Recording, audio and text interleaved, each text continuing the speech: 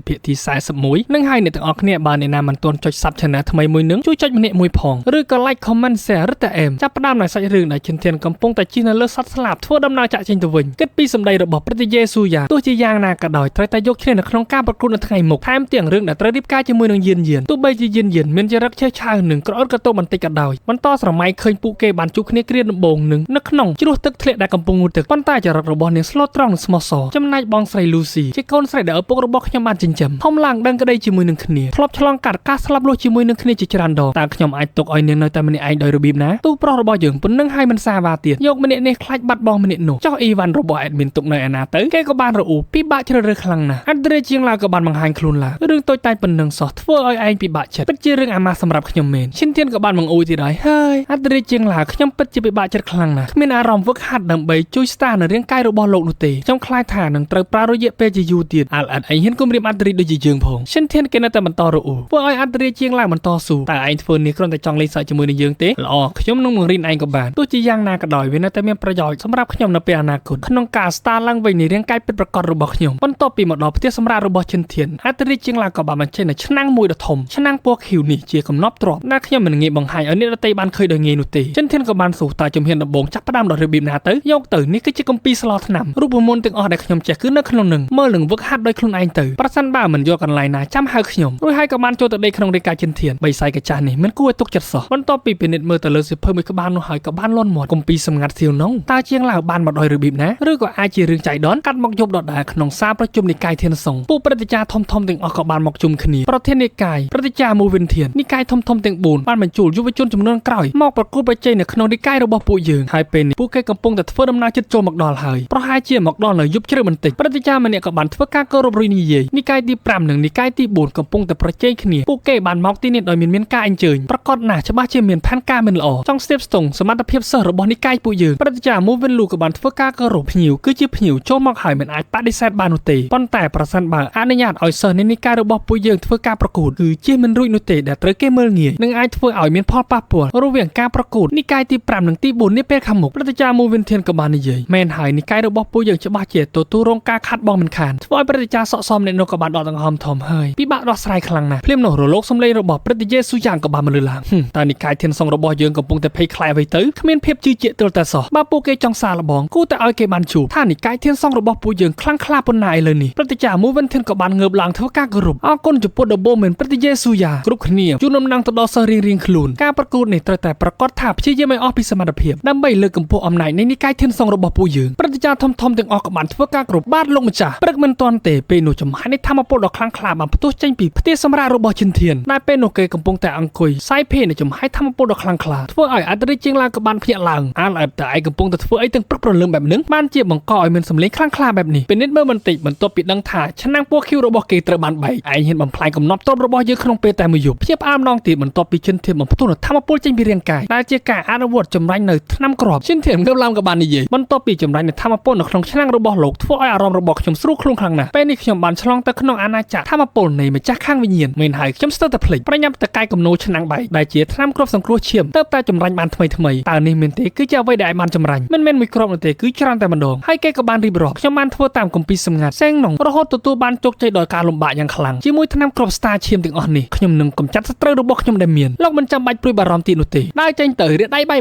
យអាដ្រេជាងឡាវតាមខ្ញុំមកដើម្បីស្វែងរកនៅឱសថផ្សេងទៀតក្នុងការអនុវត្តបច្ចេកទេសធម្មពលរបស់ខ្ញុំពេលនេះឈិនធានដោះស្លាប់ហើយបញ្ជាអាដ្រេជាងឡាវទៀតកាត់មកទីលាននិកាយធានសង្ឃដែលពេលនោះនិកាយធំៗទាំង4ក៏បានមកដល់សូមគោរពលោកប្រធានមូគាត់ក៏បានសើចបន្តិចមិនចាំបាច់នោះទេព្រោះតែអ្នកទាំងអស់គ្នាគឺជាភ្ញៀវកិត្តិយសរបស់ខ្ញុំនិកាយធានសង្ឃរបស់ខ្ញុំពិតជាមានកិត្តិយសខ្លាំងណាស់ក្នុងនាមខ្ញុំជាប្រធាននិកាយនឹងរៀបចំពិធីជប់លៀងជូនអ្នកទាំងអស់គ្នាសូមអញ្ជើញចូលទៅខាងក្នុងដោយយូវិនគេក៏បាននិយាយទៅកាន់លូវូដាការប្រកួតប្រជែងនៅក្នុងនិកាយធានសង្ឃមិនស័ក្តិសមនឹងអ្នកមកនោះទេតើគោលបំណងរបស់លោកមកទីនេះជាអ្វីទៅធ្វើឲ្យអពៈលូវូដាក៏បានតបមានរឿងផ្ទាល់ខ្លួនខ្លះៗចង់ដោះស្រាយរួចហើយគេទៅបានស៊ូសិស្សខាងក្នុងនិកាយធានសង្ឃប្អូនប្រុសតើដឹងថាជនធាននៅឯណាទេកាត់មកផ្ទះសម្រាប់របស់ជនធានដែលពេលនោះគេកំពុងតែសាកល្បងបច្ចេកទេសធម្មពលជាមួយនឹងខ្លាឃ្មុំដៃបន្ទាប់ពីបំទុះនៅធម្មពលធ្វើឲ្យខ្លាឃ្មុំដៃខ្ទើទៅខាងក្រោយហើយហក់ចូលបន្ថែមទៀតជនធានបានហើយងើបឡើងមកវិញព្រះជាម្ចាស់អើយហើយអ្វីបានជាឯងខ្លាចទៅជាអ្នកមានអំណាចធម្មពលភ្លាមបែបនេះពិតជាសាហាវពេកហើយខ្ញុំមិនអាចប្រយុទ្ធជាមួយនឹងឯងបានទីនោះទេជនធានក៏បានតបទៅវិញប្រញាប់ទៅសម្រាប់ឲ្យបានល្អទៅត្រៀមខ្លួនសម្រាប់ការប្រកួតនៅថ្ងៃស្អែកភ្លាមនោះមានធម្មពលបាក់លំហវាប្រហារចូលមកកិច្ចផុតហុយដេញជុកធ្វើឲ្យខ្លាឃ្មុំដៃក៏បានខឹងស្រែកឡើង ហាកណ្ដោនៅក្នុងរត់តើឯងនៅឯណាហេតុអ្វីបានជាហ៊ានលួចវាប្រហារខ្ញុំភ្លាមនោះលូវូដានិងយូវិនក៏បានបង្ហាញខ្លួននៅលើលំហធ្វើឲ្យអ៊ីវ៉ាន់ក៏បានភ្ញាក់ផ្អើលស្លាប់គុណលូវូដានិងបិសាចប្រយុទ្ធយូវិនវីរបុរសទាំង10នៃចក្រភពទាំងពីរតើពួកគេមកធ្វើអ្វីនៅលើកំពូលភ្នំធានសុងនឹងទម្លាក់ខ្លួនចុះមកខាងក្រោមឈិនធានក៏បាននិយាយវីរបុរសទាំង10នៃចក្រភពហេតុអ្វីបានជាក្រអឺតក៏តងនៅក្នុងនិកាយធានសុងរបស់ខ្ញុំបញ្ចេញនៅដៅហក់ចូលវាប្រហារភ្លាមលូវូដាប្រើប្រាស់នៅម្រាម2វាប្រហារជាចំហាយធម្មពលទៅទប់រងធ្វើឲ្យឈិនធានខ្ទេចប៉ាមកខាងក្រោយវិញខ្លាឃុំដៃបញ្ឆេះធម្មពលហក់ចូលទៅធ្វើឲ្យគេក៏បានញញឹមខ្ញុំមិនចង់សម្លាប់នរណាក្រៅពីឈិនធាននោះទេហេតុអ្វីបានជាឯងមកស្វែងរកសេចក្តីស្លាប់អញ្ចឹងកំដប់ដៃរបស់ខ្លាឃុំដៃហៀបនឹងដល់ទៅហើយគេក៏បានបន្លាស់ទីចេញទៅខាងក្រោយវាប្រហារសងមកវិញប៉ុន្តែត្រូវបានធម្មពលរបស់ឈិនធានទប់រងបន្តិចខ្លាឃុំដៃបន្តហក់វាទៅកិច្ចផុតទាមួយដៃស្រាលស្រាលធ្វើឲ្យខ្លាឃុំដៃខ្ទេចប៉ាងស្ដោឈិនធានសម្រុកចូលទៅប្រើដៃចាក់ចូលត្រូវបានវូដាប្រាំរៀមពីចាប់ជាប់ក្រវេះចេញសម្រុកចូលមកម្ដងទៀតដៃពោពេញទៅដោយចំហាយធម្មពលកាប់ចុះកោតឡើងស៊ីមួយកណ្ដាប់ដៃរបស់វូដាខ្ទេចប៉ាងបន្លាស់ទីមកតាមពីខាងក្រោយរវាឈិនធានមួយជើងភឹងបន្លាស់ទីយ៉ាងលឿនចូលមកថែមមួយជើងទៀតខ្ទេចប៉ាងរួចហើយក៏បាននិយាយឈិនធានសម្លាប់ខ្លួនឯងចោលទៅខ្ញុំនឹងទុករាងកាយរបស់ឯងឲ្យនៅទាំងមូលព្រោះថាលោកម្ចាស់វ័យក្មេងរបស់ខ្ញុំទុកមកឲ្យនិកាយធានសុងបាននាងក៏បាននិយាយតើឈិនធានមានចំនួនអ្វីជាមួយនឹងលោកទៅហេតុអ្វីបានជាចង់សម្លាប់គាត់គេក៏បានតបតើឯងនៅចាំវិមានលូស៊ីទេបន្ទាប់ពីស្ដាប់ឮឈិនធានក៏បានអស់សំណើចហ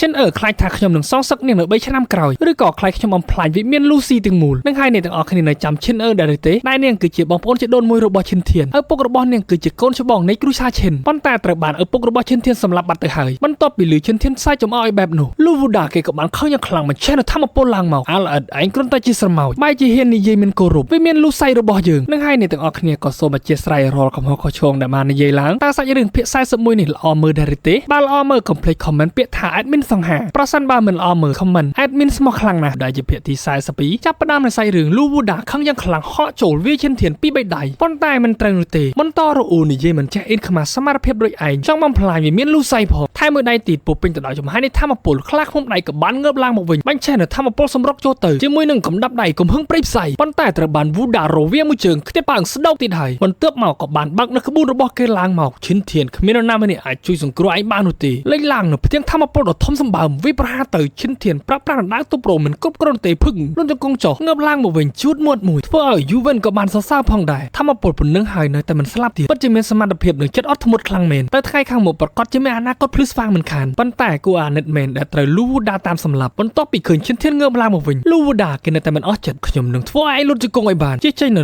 លោកចំហាយធម្មពលវាប្រហារទៅម្ដងទៀតខ្លាឃ្មុំដៃក៏បានស្រែកជេរឯងធ្វើបានមិត្តភក្តិរបស់ខ្ញុំបានដោយសារតែកម្រិតធម្មពលរបស់ឯងខ្លាំងជាងទង្វើបែបនេះមិនមែនជាវិរិយបរិសនោះទេពេលនេះអ៊ីវ៉ាន់មិនបន្តឈោមើលទៀតនោះទេមិនចេញនៅធម្មពលព្រួញតករបស់គេជាច្រើនបើឈិនធានបន្តហ្វឹកហាត់តែប៉ុន្មានឆ្នាំទៀតខ្លាំងជាងឯងរាប់រយដងវាប្រហារចេញទៅលូវូដាបែរជាសាច់យ៉ាងសប្បាយចិត្តហាពួកឯងនិយាយពិតជាកំ ប្លែងមែនដូច្នេះខ្ញុំនឹងបង្ហាញពីបច្ចេកទេសធម្មពលរបស់ខ្ញុំឲ្យបានច្បាស់បំផ្ទុះនៅធម្មពលផុសឡើងនៅចំហាយធម្មពលប្រលឹងវិញ្ញាណរូបរាងដូចជាឆ្លាមមានស្លាប Shenton ក៏មិនអន់នោះដែរបំផ្ទុះនៅធម្មពលដើររបស់គេទៅលើលំហដែលជាបច្ចេកទេសធម្មពលដើរការផ្លាស់ប្ដូរស្មារតីទទួលបានពីមិត្តភ័ក្តិរបស់គេ Yuvusing ពេលដែលឃើញបែបនោះ Luvuda គេក៏បាននិយាយឯងហ៊ានពង្រឹងបច្ចេកទេសដើរដោយបង្ខំបែបនេះផងគិតថាអាចគេចផុតពីសេចក្តីស្លាប់មែនទេបាញ់ចេញនៅធម្មពលវាប្រហារចុះមក Shenton បំផ្ទុះទប់រងធ្វើឲ្យ Vuda ខ្ទេចផ្អើងហុយជុកយូវិនរិទ្ធភាពផ្អើលទៀតអ្នកកំឡោះម្នាក់នេះពិតជាមានអ្វីមួយដ៏អស្ចារ្យមិនខាន Vuda គេក៏បានហោះចេញពីផ្សែងហុយទៅលើលំហវិញខ្ញុំពិតជាបានមើលស្រាសមត្ថភាពរបស់ឯងមែនស្រែកបញ្ចេញនៅក្រញ៉ាំជាមួយនឹងស្លាបរបស់គេសម្រុកចូលមកវាប្រហារសម្លេងរបស់អាដរេជាងឡើងក៏បានមិនលឺឡើងមកឯងមិនអាចស្លាប់បាននោះទេហើយក៏មិនអាចប្រើប្រាស់នៅបច្ចេកទេសធម្មពលវិញ្ញាណបានដែរភ្លាមនោះក៏មាននៅបច្ចេកទេសធម្មពលផ្កាឈូកវាប្រហារចុះមកទប់រងកុំឲ្យ Vuda វាប្រហារជិនធានពេលដែលឃើញបែបនោះក៏បានប្រើប្រាស់ធម្មពលវិញ្ញាណឆ្លាមចូលទៅវាប្រហារប៉ុន្តែត្រូវបានបែកខ្ទេចមកខាងក្រោយវិញតែឯងជាអ្នកណាហេមរីរៀងយើងធម្មពលពីរក៏បានបាញ់ចុះមកគឺជា Yuvusing មិត្តភ័ក្តិរបស់ជិនធាននិងបរិសម្នាក់ទៀតចំណែកនៅលើលំហក៏មានបរិសម្នាក់ជិះដាវធ្វើឲ្យសិស្សនិកាយធានសង្ឃដែលនៅខាងក្រោមក៏បានភៀសផ្អើលហើយអ្វីបានជាគាត់ត្រឡប់មកវិញអំបញ្ញមិញជិនធានស្ទើរតែស្លាប់ទៅហើយខ្ញុំចំណាំគាត់បានជាងលាវសឹងសិស្សលេខ1នៃនិកាយធានសង្ឃកាលពីឆ្នាំមុនចំណែកម្នាក់ទៀតដែលនៅខាងក្រោមគឺជា Yuvusing តាមពិតឯងមកសងំនៅក្នុងនិកាយធានសង្ឃសោះគេក៏បានតបទៅវិញ Luvuda នេះមិនមែនជាវិមានលូសៃនោះទេមុននឹងធ្វើអ្វីពិចារណាពីលទ្ធផលផងបើមិនចង់មានបញ្ហានៅពេលក្រោយប្រញាប់ចាក់ចែងភ្លាមទៅ Vuda នៅតែក៏ឃ្លើនបាយសាច់ឌឺហាតាគិតថាឯងជាអ្នកណាលាវសឹងដែលជីកដើរនៅខាងលើក៏បាននិយាយខ្ញុំទុករ ជាពេលឲ្យ3ដងហើមប្រញាប់ចាក់ចេញពីកំពូលភ្នំធានសងភ្លាមបើមិនដូច្នោះទេឯងនឹងត្រូវស្លាប់វូដាគេមិនខ្លាចនោះទេនិយាយអេដហ្គិនខ្មាស់ប្រសិនបើខ្ញុំចង់សម្លាប់នរណាម្នាក់ហើយគ្មាននរណាអាចបញ្ឈប់ខ្ញុំបាននោះទេបំផ្ទុះនៅធម្មពលរបស់គេបន្តិចបញ្ចេញនៅធម្មពលវិញ្ញាណឆ្លាមដល់ស្លាប់របស់គេជុំវាប្រហាចិនធានលីវសឹងបែរនៅធម្មពលចេញពីដៃបន្តិចធ្វើឲ្យវូដាខ្ទេចផ្អឹបនឹងចិញ្ចៀងទៅហើយងើយមុខឡើងមកវិញតើវាអាចទៅរួចដោយរបៀបណាធ្វើចិនធានភ្ញាក់ផ្អើលជាមួយនឹងបច្ចេកទេសធម្មពលរបស់លីវសឹងគាត់ពិតជាមានទេពកោសល្យខ្លាំងណាស់សម្លេងរបស់អាឌរីជាងឡើងក៏បានមិនលឺឡើងអនាគតរបស់គេប្រកាសជាខ្លាយជាអាឌរីដៅមិនខានប្រសិនបើខ្ញុំបានជួបគេដំបូងអាឌរីដូចជាខ្ញុំប្រកាសជាទទួលយកគេធ្វើជាកូនសិស្សពេលនោះបិសាចប្រយុទ្ធយូវិនក៏បានបញ្ចេញដៅរបស់គាត់ដើរចេញមកកាលពីពេលមុនមានពាក្យចាមរាមបាននិយាយមាននៅបរិសម្នាក់ដែលចេះនៅក្បាច់ដៅគ្មានមេត្តាធ្វើឲ្យមនុស្សនៅក្នុងទីក្រុងភ្ញាក់ផ្អើលយ៉ាងខ្លាំងថែមទាំងបានសម្លាប់ព្រះអង្គម្ចាស់ទី5រួចរត់គេចខ្លួនបាត់ទៅម្នាក់នោះគឺជាលោកខ្ញុំមិនដែលធ្លាប់គិតថាបានជួបលោកនៅក្នុងនិកាយធានសងនោះទេហក់ទៅលើលំហបញ្ចេញនៅចំហាយធម្មពលវិញ្ញាណប្រជាបិសាចរបស់គេឡើងមកពេលនេះក៏ចង់ដឹងដែរថាខ្ញុំអាចប្រយុទ្ធជាមួយនឹងអ្នកបានទេលីវសងក៏បានតបជូនតាមសំណុំពរធ្វើឲ្យវូដាគេក៏បានសប្បាយចិត្តបន្តិចពេលនេះគ្មាននរណាអាចជួយឯងបាននោះទេធម្មពលមួយបានទម្លាក់ចុះមកគឺជាព្រឹត្តិការណ៍ Moving Lu វូដាឆាប់បញ្ចប់ភ្លាមទៅនិកាយធានសងគឺមានច្បាប់ទម្លាប់លូវូជីក៏បានបង្ហាញខ្លួនដែរហាលោកម្ចាស់មូខ្ញុំមិននឹកស្មានថាលោកបានផ្ដល់សារៈសំខាន់ខ្លាំងចំពោះយុវជនម្នាក់នេះសោះឬមួយក៏អនាគតទៅគេអាចខ្លាយទៅជាអត្តរីក្បាច់ដៅបានគាត់ក៏បានតបទៅវិញដោយការគោរពលោកម្ចាស់លូធ្វើឲ្យគាត់ក៏បានអស់សំណើចហ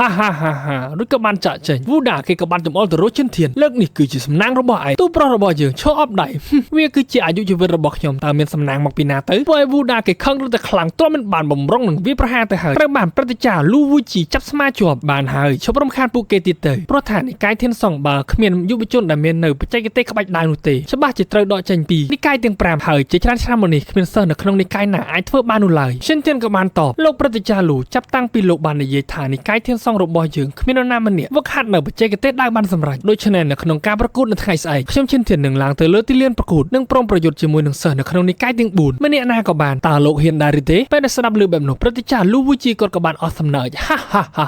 ាលោកម្ចាស់មូស្ដាប់ឮហើយឬនៅខ្ញុំមិនបានស្នើសុំនោះទេដូច្នេះត្រៀមខ្លួននៅថ្ងៃស្អែកទៅចាំមើលប្រកាសជាល្អមើលមិនខានរួចហើយក៏បន្លាស់ទីចេញទៅវូណាគេក៏បានផ្ដាំទៅឈិនធានទុកឲ្យឯងរស់បានមួយយប់ទៀតចុះលោកព្រឹត្តិការណ៍មូវិនលូបំរុងនឹងស្ដីឲ្យប៉ុន្តែមិនអាចប្រដៅឈិនធានបាននោះទេព្រោះតែគេដោះស្លាប់ហើយឈិនធានធ្វើការគោរពលោកព្រឹត្តិការណ៍ខ្ញុំដឹងពីអ្វីដែលខ្ញុំកំពុងធ្វើពេលនេះគាត់ក៏អស់ពាក្យនិយាយនោះដែរចាក់ចេញទៅរួចគាត់ក៏បានមករាយការណ៍ប្រាប់ប្រធាននិកាយទាំង4មកលើកនេះគ្មានបំណងល្អនោះទេទោះបីជាឈិនធានមិនបាននិយាយក៏ដោយការប្រកួតនៅថ្ងៃស្អែកពួកគេក៏នឹងព្យាយាមអស់ពីសមត្ថភាពដើម្បីបង្កបញ្ហាព្រឹត្តិការណ៍មូវិនលូក៏បានក្រវីក្បាលខ្ញុំមិនដឹងច្បាស់ពីកម្លាំងធម្មពលរបស់ឈិនធាននោះទេតើគេអាចរួចខ្លួនពីលូវូដាដែរទេព្រោះថាសមត្ថភាពរបស់វាមិនធម្មតានោះឡើយព្រឹត្តិការណ៍មូវិនធានក៏បានស៊ូទៀតចោះចំណែកជៀនលៀនសឹងនិងយូវិនបើពួកគេទាំងពីរប្រយុទ្ធគ្នាតើទៅជាយ៉ាងម៉េចច្បាស់ណាស់ជួភ្នំនិកាយធានសងទី1នឹងត្រូវបំផ្លាញមិនខានវាគូតែពិបាកយកឈ្នះចាញ់ខ្លាំងណាស់ដូច្នេះមានតែរងចាំមើលនៅថ្ងៃស្អែកនោះទេកាត់មកឈិនធានវិញបន្ទាប់ពីបបួលគេវាយគ្នាហើយបែរជាកេងកងអន្ទាក់ខ្លាធ្វើប្រងើយគិតពីបច្ចេកទេសធម្មពលជៀនលីវសឹងដែលគេបានប្រើប្រាស់វាប្រហារទៅលូវូដាគាត់បានបញ្ចេញធម្មពលមួយនោះដោយស្រទន់តើការពិតគឺជាអ្វីទៅព្រឹកស្អែកក៏បានមកដល់នៅទីលានប្រកួតនៃនិកាយធានសងព្រឹត្តិការណ៍មូវិនធានក៏បាននិយាយកាលពីយប់មិញឈិនធានបានធ្វើកិច្ចព្រមព្រៀងនិយាយជាមួយនឹងព្រឹត្តិការណ៍លូដូច្នេះក្នុងនាមខ្ញុំជាប្រធាននិកាយធានសងបានពិភាក្សាជាមួយនឹងព្រឹត្តិការណ៍ដទៃទៀតខ្ញុំមិនអាចឲ្យគាត់ប្រឈមមុខតែម្នាក់ឯងនោះទេដូច្នេះសិស្សទាំងអស់នៃនិកាយធានសងក៏ត្រូវចូលរួមប្រកួតដែរដើម្បីប្រកួតប្រជែងជាមួយនឹងនិកាយទាំង4ព្រឹត្តិការណ៍លូក៏បានអស់សំណើចទៀតហើយ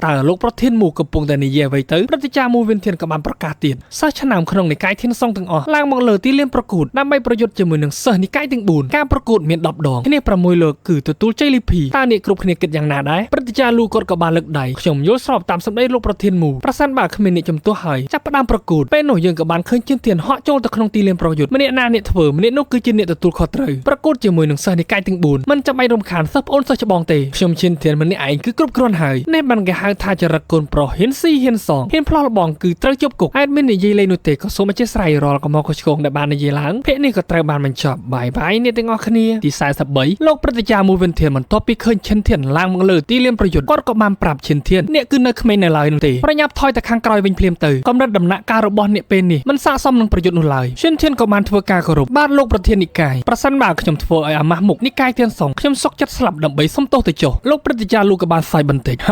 កុំបារម្ភអីលោកប្រធានមូសិស្សវ័យក្មេងដែលពូលោកឲ្យតម្លៃនឹងមិនស្លាប់ងាយៗនោះទេឈិនធានក៏បានតបលោកយល់ខុសហើយច្បាប់ទីលានប្រកួតរបស់និកាយធានសងមិនមែនជារឿងកំប្លែងនោះទេបើឡើងមកលើសៃមានប្រយុទ្ធមានតែស្លាប់នឹងរស់តែប៉ុណ្ណោះធ្វើឲ្យអ្នកទាំងអស់គ្នានៅទីនោះហាក់បីដូចជាភៀបអើលយ៉ាងខ្លាំងឈិនធានក៏បានបន្តនិយាយប្រសិនបើនិកាយទាំង4កំសាកប្រញាប់ត្រឡប់ទៅវិញឲ្យបានឆាប់រហ័សភ្លាមទៅនិកាយច្រកទ្វារយីងមូលីនខឹងយ៉ាងខ្លាំងអាលអិនពិតជាក្រអូតក្រទងមែនហក់ចូលទៅធ្វើឲ្យ សម្នាក់នៅក្នុងនិកាយធានសង្កបានភ្ញាក់ផ្អើលគេគឺយីមូលីនលេខរៀងទី10នៃច្រកទ្វារនិកាយខាងក្នុងពេលអាចារ្យមារាបាននិយាយថាគាត់មានស្មារតីក្បាច់គុណយ៉ាងពិសេសថែមទាំងកម្លាំងធម្មពលរបស់គាត់ក៏ខ្លាំងក្លាក្នុងការប្រយុទ្ធជាមួយនឹងគូសត្រូវឈិនធានច្បាស់ជាធ្លាក់ក្នុងគ្រោះថ្នាក់មិនខានធ្វើឲ្យទេពអប្សរយិនយិនបារម្ភយ៉ាងខ្លាំងចំណែកអប៉ែយុនហ្វីគេក៏បានគិតក្នុងចិត្តឯងត្រូវតែស្លាប់យិនយិននឹងខ្លាចជារបស់យើងយីមូលីនគេក៏បាននិយាយឡើងឈិនធានក្នុងរយៈពេល3សប្តាហ៍ខ្ញុំនឹងផ្ដួលឯអាបានបំផ្ទុះនឹងធម្មពលឡើងមកសម្រុកចូលទៅឈិនធានបញ្ចេញដៅឡើងមកតិចពីកំដាប់ដៃរបស់មូលីនឯងរវាមួយដៃទៀតធ្វើឈិនធានខ្ទាត់ទៅខាងក្រោយបន្តិចសម្រុកចូលទៅវិញជាមួយនឹងលបឿនលឿនកាប់ចេញពេញមួយទំហឹងទប់រងចំហាយធម្មពលដ៏ខ្លាំងក្លាជិះចេញធ្វើឲ្យអាពី3នាក់ក៏បានភ្ញាក់ផ្អើលតើស្និតវិញ្ញាណប្រយុទ្ធមួយនេះជាអ្វីទៅក្បាច់ដៃរបស់ឈិនធានមិនអាចធ្វើអ្វីគាត់បានទោះតែសោះមូលីនក៏បាននិយាយឯងពិតជាហ៊ានមែននិយាយក្រអឺតក្រទោនៅលើទីលានប្រយុទ្ធបំផ្ទុះធម្មពលចេញធ្វើឈិនធានប៉ាំងទៅខាងក្រោយចាក់នៅធម្មពលចូលទៅក្នុងដៅកាប់ចេញសងមួយធ្វើឲ្យមូលីនខ្ទាត់មកខាងក្រោយបច្ចេកទេសក្បាច់ដៃទាំង13ហាទោះបីជាឯងមានអំណាចធម្មពលដៅក៏ដោយប៉ុន្តែនៅក្នុងថ្ងៃនេះឯងត្រូវតែស្លាប់បញ្ចាំនៅធម្មពលកំដាប់ដៃកំហឹងរៀលដាលសម្រុកចូលទៅក្បាច់ដៅជាមួយនឹងក្បាច់កំដាប់ដៃវាគ្នាចុះឡើងយកដៃទប់រងដាល់មួយដៃធ្វើឲ្យដៃរបស់ឈិនធានដាច់ជាពីរខ្ទាត់មកខាងក្រោយវិញវិញ្ញាណប្រយុទ្ធរបស់ខ្ញុំដែលបានបង្កើតឡើងជាធម្មពលរឹងមាំសូម្បីតែបច្ចេកទេសកម្រិតមេឃាក៏មិនអាចធ្វើអ្វីខ្ញុំបានដែរឯងត្រឹមតែជាស្រមោចតូចមួយក្បាលតែប៉ុណ្ណោះមិនស័ក្តិសមជាដៃគូរបស់ខ្ញុំនោះទេលោកប្រតិចាមួយវិនធានក៏បានហៅឈិនធានមកវិញប្រញាប់បោះបង់ការប្រកួតចោលទៅជាមួយនឹងទេពកោសលរបស់អ្នកនឹងល្អជាងអ្នកណាទៅទៀតនាពេលអនាគតពេលនោះម្ចាស់និកាយច្រកទ្វារបរិសុទ្ធភូលៀនគាត់ក៏បានស្រែកហាប្រសិនបើសិស្សពូកែរបស់លោកសុំចោះចាញ់អង្គវទុកជីវិតឲ្យគេសម្រាប់ជាប្រយោជន៍របស់លោកប្រធានមូព្រោះតែខ្ញុំដឹងពីសមត្ថភាពរបស់និកាយធានសុងមិនអាចយកឈ្នះសិស្សរបស់ខ្ញុំបាននោះទេវងហៅគេក៏បាននិយាយពិតជាគួរឲ្យខ្មាស់គេមែនភ្លាមនោះសំឡេងរបស់អន្តរជាតិជាងឡាវក៏បាននិយាយប្រាប់ឈិនធានប្រលឹងវិញ្ញាណប្រយុទ្ធរបស់ម្នាក់នេះមិនគួរឲ្យព្រួយបារម្ភនោះទេដរាបណាអ្នកមានអាវុធខ្លាំងក៏អាចកម្ចាត់គេបានយ៉ាងងាយស្រួលបោះដៅមួយកំណាត់ចោលធ្វើការគោរពសិស្សម្នាក់ណាក៏បានដែលនៅក្នុងនិកាយធានសុងឲ្យខ្ញុំខ្ចីដៅប្រាសិនមកទៅពួកអបមានេះនោះពិតជាចង្អៀតចង្អល់មែនគ្មានអ្នកណាឲ្យនោះឡើយតែអប្សរយិនយិនរបស់យើងក៏បានបោះដៅទៅឲ្យឈិនធាននេះគឺជាដៅលីងសៀនបន្ទាប់ពីទទួលយកក្នុងដៃចាប់ក្រវីលេងបន្តិចដៅនេះពិតជាល្អខ្លាំងណាស់ហក់ចូលទៅមូលិនក៏បាននិយាយឯងចង់ស្លាប់ហើយសម្រុកចូលដូចគ្នាកាប់លេងពីបេដៅបន្លាស់ទីទៅលើលំហកាប់ចេញមួយចំហាយធម្មពលទៅវាប្រហាភឹងហុយជុកធ្វើឲ្យ4-5នាក់នោះក៏បានភ្ញាក់ផ្អើលក្បាច់ដៅរបស់គេពិតជាអស្ចារ្យមែនឈិនធានកំពុងតែស្ថិតនៅក្នុងកម្រិតពិភពសិល្បៈក្បាច់គុណដែលជាអ្នកក្លាហានវ័យក្មេងជាងគេនៅក្នុងពិភពលោកនេះពេលនោះឈាមក៏បានស្រក់ជាច្រើនដំណក់ដែលហូរចេញពីមាត់របស់មូលីនជូតឈាមចេញក៏បាននិយាយឯងទើបតែចូលមកក្នុងនិកាយខាងក្នុងតែប៉ុណ្ណោះហើយអាយុរបស់ឯងពេលនេះគូនៅវ័យក្មេងទៀតហើយអ្វីបានជាអាចឈានដល់កម្រិតទី5ទៅហើយនឹងហើយអ្នកទាំងអស់គ្នាឈិនធានបានលាក់បាំងកម្រិតរបស់ខ្លួនគេនោះទេបើតាមជាក់ស្ដែងកាលពីភាគមុនឈិនធានបានសម្រេចឆ្លងទៅកម្រិតទី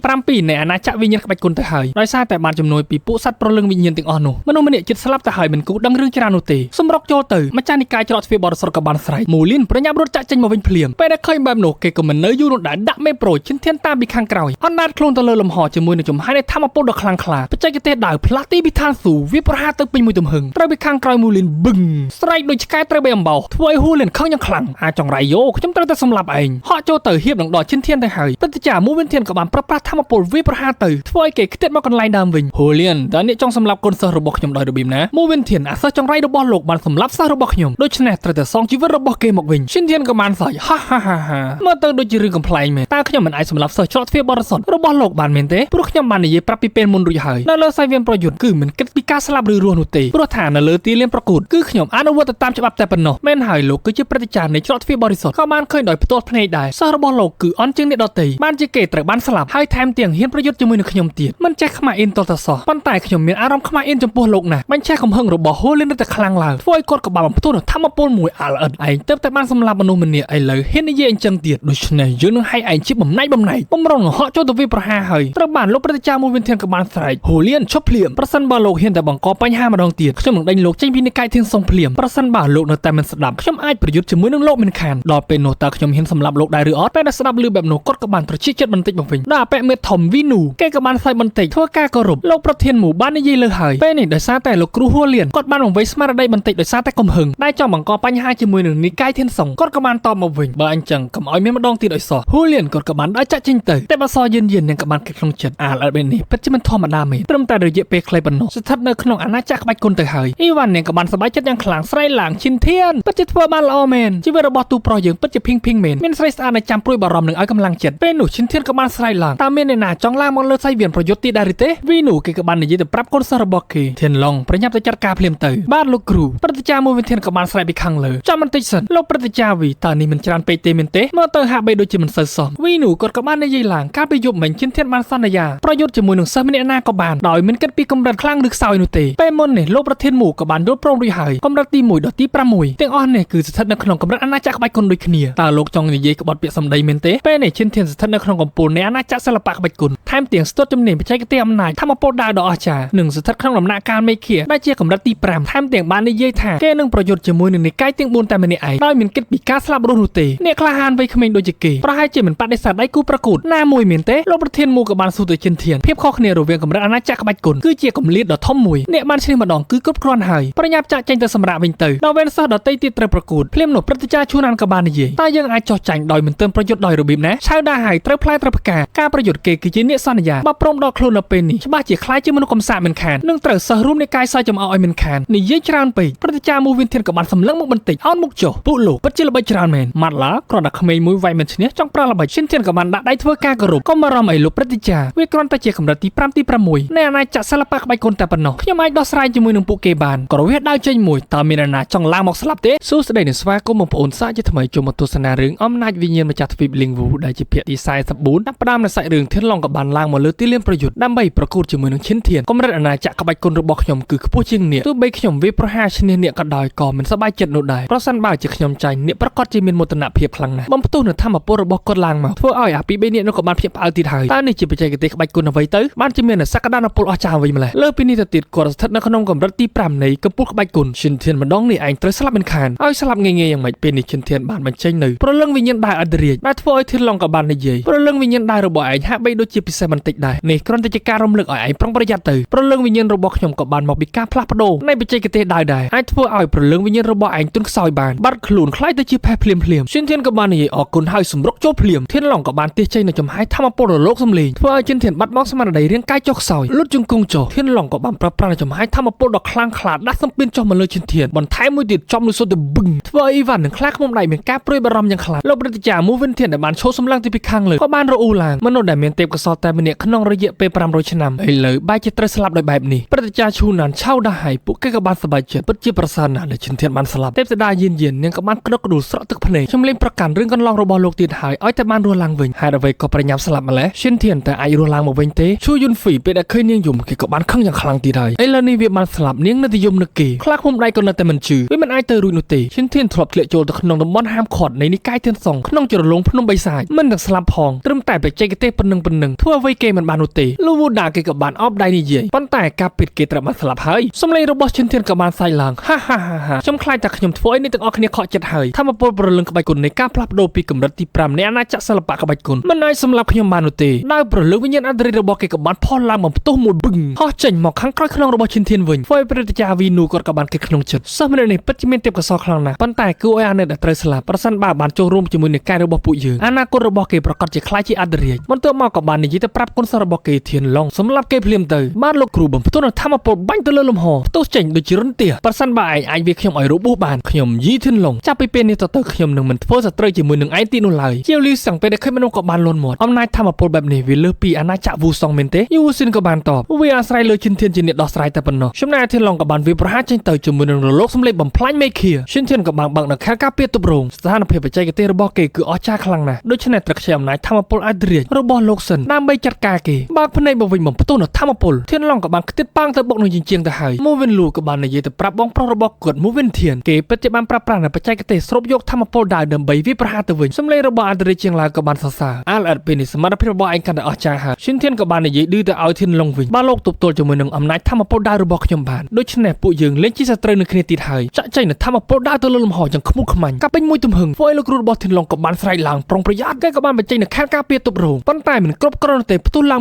បឹងខ្ទាតទៅខាងក្រោយរមីលណុកស្ដោកនៅនឹងកន្លែងមិនទាន់ងាប់នោះទេងើបឡើងមកវិញខ្ជិះឈាមចេញពីមាត់ពេលដែលឃើញបែបនោះមិត្តភក្តិនឹងស្រីស្នេហ៍របស់ឈិនធានក៏បានសប្បាយចិត្តឡើងឈិនធានឈ្នះហើយបន្ទាប់ពីធានឡុងព្រមទទួលចោះចាញ់ធ្វើឲ្យលោកគ្រូរបស់គេវូនូក៏បានធូរចិត្តសំណាងល្អហើយដែលកូនសិស្សរបស់ខ្ញុំសុភាពរៀបសារបើមិនដូច្នោះទេជោគវាសនារបស់គេនឹងត្រូវស្លាប់ដូចជាមូលីនមិនខានងើបឡើងមកវិញក៏បានដាក់ដៃធ្វើការគោរពគូសំទៅឈិនធានបើមានឱកាសពួកយើងនឹងប្រយុទ្ធគ្នានៅពេលក្រោយម្ដងទៀតឈិនធានក៏បានគោរពដូចគ្នារួចហើយធានឡុងក៏បានត្រឡប់ទៅកន្លែងដើមទាំងរបួសស្ដេចប្រយុទ្ធយូវិនក៏បានសួរតែមិនអីមែនទេបាទមិនអីនោះទេឈិនធានក៏បានឌឺទៀតហើយតើមានអ្នកណាចង់មកបដៅខ្ញុំទៀតទេព្រឹទ្ធាចារ្យម្នាក់ក៏បានដើរចេញមកអ្នកក្លាហានវ័យក្មេងពិតជាស្វែងយល់ពីអាណាចក្រក្បាច់គុណបានល្អមែនដូច្នេះនិកាយលោហិតរបស់ខ្ញុំចង់សាកល្បងភ្លាមនោះកូនសិស្សរបស់គេក៏បានហក់ចូលទៅភ្លាមសាយភេនៃចំហាយធម្មពលលោហិតពីពេញទីលានប្រយុទ្ធបច្ចេកទេសបិទបាំងលោហិតពីពេញមេឃាធ្វើឲ្យអាប្រមាណអ្នកទៀតនោះក៏បានសឹកស៊ីវគ្នាទៀតហើយពាក្យចចាមរាបាននិយាយថាវាអាចសម្លាប់សត្រូវដោយគេមើលមិនឃើញមែនហើយគឺជាគាត់ដែលធ្លាប់សម្លាប់ក្រុមទាហានស៊ីឈ្នួលទាំងមូលដែលក្នុងចំណ ចំណោមពួកទីហ៊ានទាំងអស់នោះមាននៅកម្រិតក្បាច់គុណដ៏អស្ចារ្យឈិនធានមិនខ្វល់ថាជាអ្នកណានោះទេបើចង់ស្លាប់ប្រញាប់ចូលមកបោះនៅដៅចេញទៅខាងមុខបន្តិចហើយឲ្យត្រឡប់មកវិញវាប្រហារអបៈដែលគេនិយាយថាខ្លាំងកំពុងតែប្រាកូនកបិតវាប្រហារឈិនធានពីខាងក្រោយហេបនឹងដល់ទៅហើយដៅរបស់ឈិនធានបានចាក់ចូលជ្រូចចំបេះដូងដកចេញមកវិញធាក់មួយជើងព្រោះតែគេបង្ហាញពីចេតនាចង់សម្លាប់ខ្ញុំដូច្នេះគឺជាសត្រូវមើលទៅល្បិចអន់បែបនេះមិនសមជាឃាតករនោះទេដូចថាអញ្ចឹងឲ្យតែជ្រើឈិនធានសម្លាប់ទាំងអស់ធ្វើឲ្យមេបាក់ស្រមោលរហ័តក៏បានខឹងអាចង់រៃយោឯងកំពុងស្វែងរកសេចក្តីស្លាប់ហើយឈិនធានក៏បានបន្តនិយាយសមត្ថភាពរបស់កូនសិស្សលោកសមតែស្លាប់តើមានអ្នកណាចង់ប្រយុទ្ធជាមួយនឹងខ្ញុំទីទេធ្វើឲ្យព្រឹទ្ធាចារ្យមួយវិនធានក៏បានគេក្នុងចិត្តមិននឹកស្មានដល់សោះត្រឹមតែរយៈពេលខ្លីអ្នកបានធ្វើខ្ញុំចាប់អារម្មណ៍ពីសមត្ថភាពរបស់អ្នកហើយព្រឹទ្ធាចារ្យទាំងពីរអ្នកបានជ្រើសរើសមនុស្សមិនខុសនោះទេបន្ទាប់ពីគ្មានការឆ្លើយតបអ្វីទាំងអស់ឈិនធានក៏បានអស់សំណាយហានេះកាយច្រកទ្វារបរិសុទ្ធនិងនេះកាយផ្សេងទៀតមើលទៅដូចជាគ្មានកូនសិស្សរបស់ពួកលោកណាម្នាក់ហ៊ាននោះទេឬមួយពួកគេទាំងអស់ខ្លាចស្លាប់ដោយសារដៅរបស់ខ្ញុំមានមនុស្សជាច្រើនដែលបាននិយាយថាចង់យកជីវិតរបស់ខ្ញុំ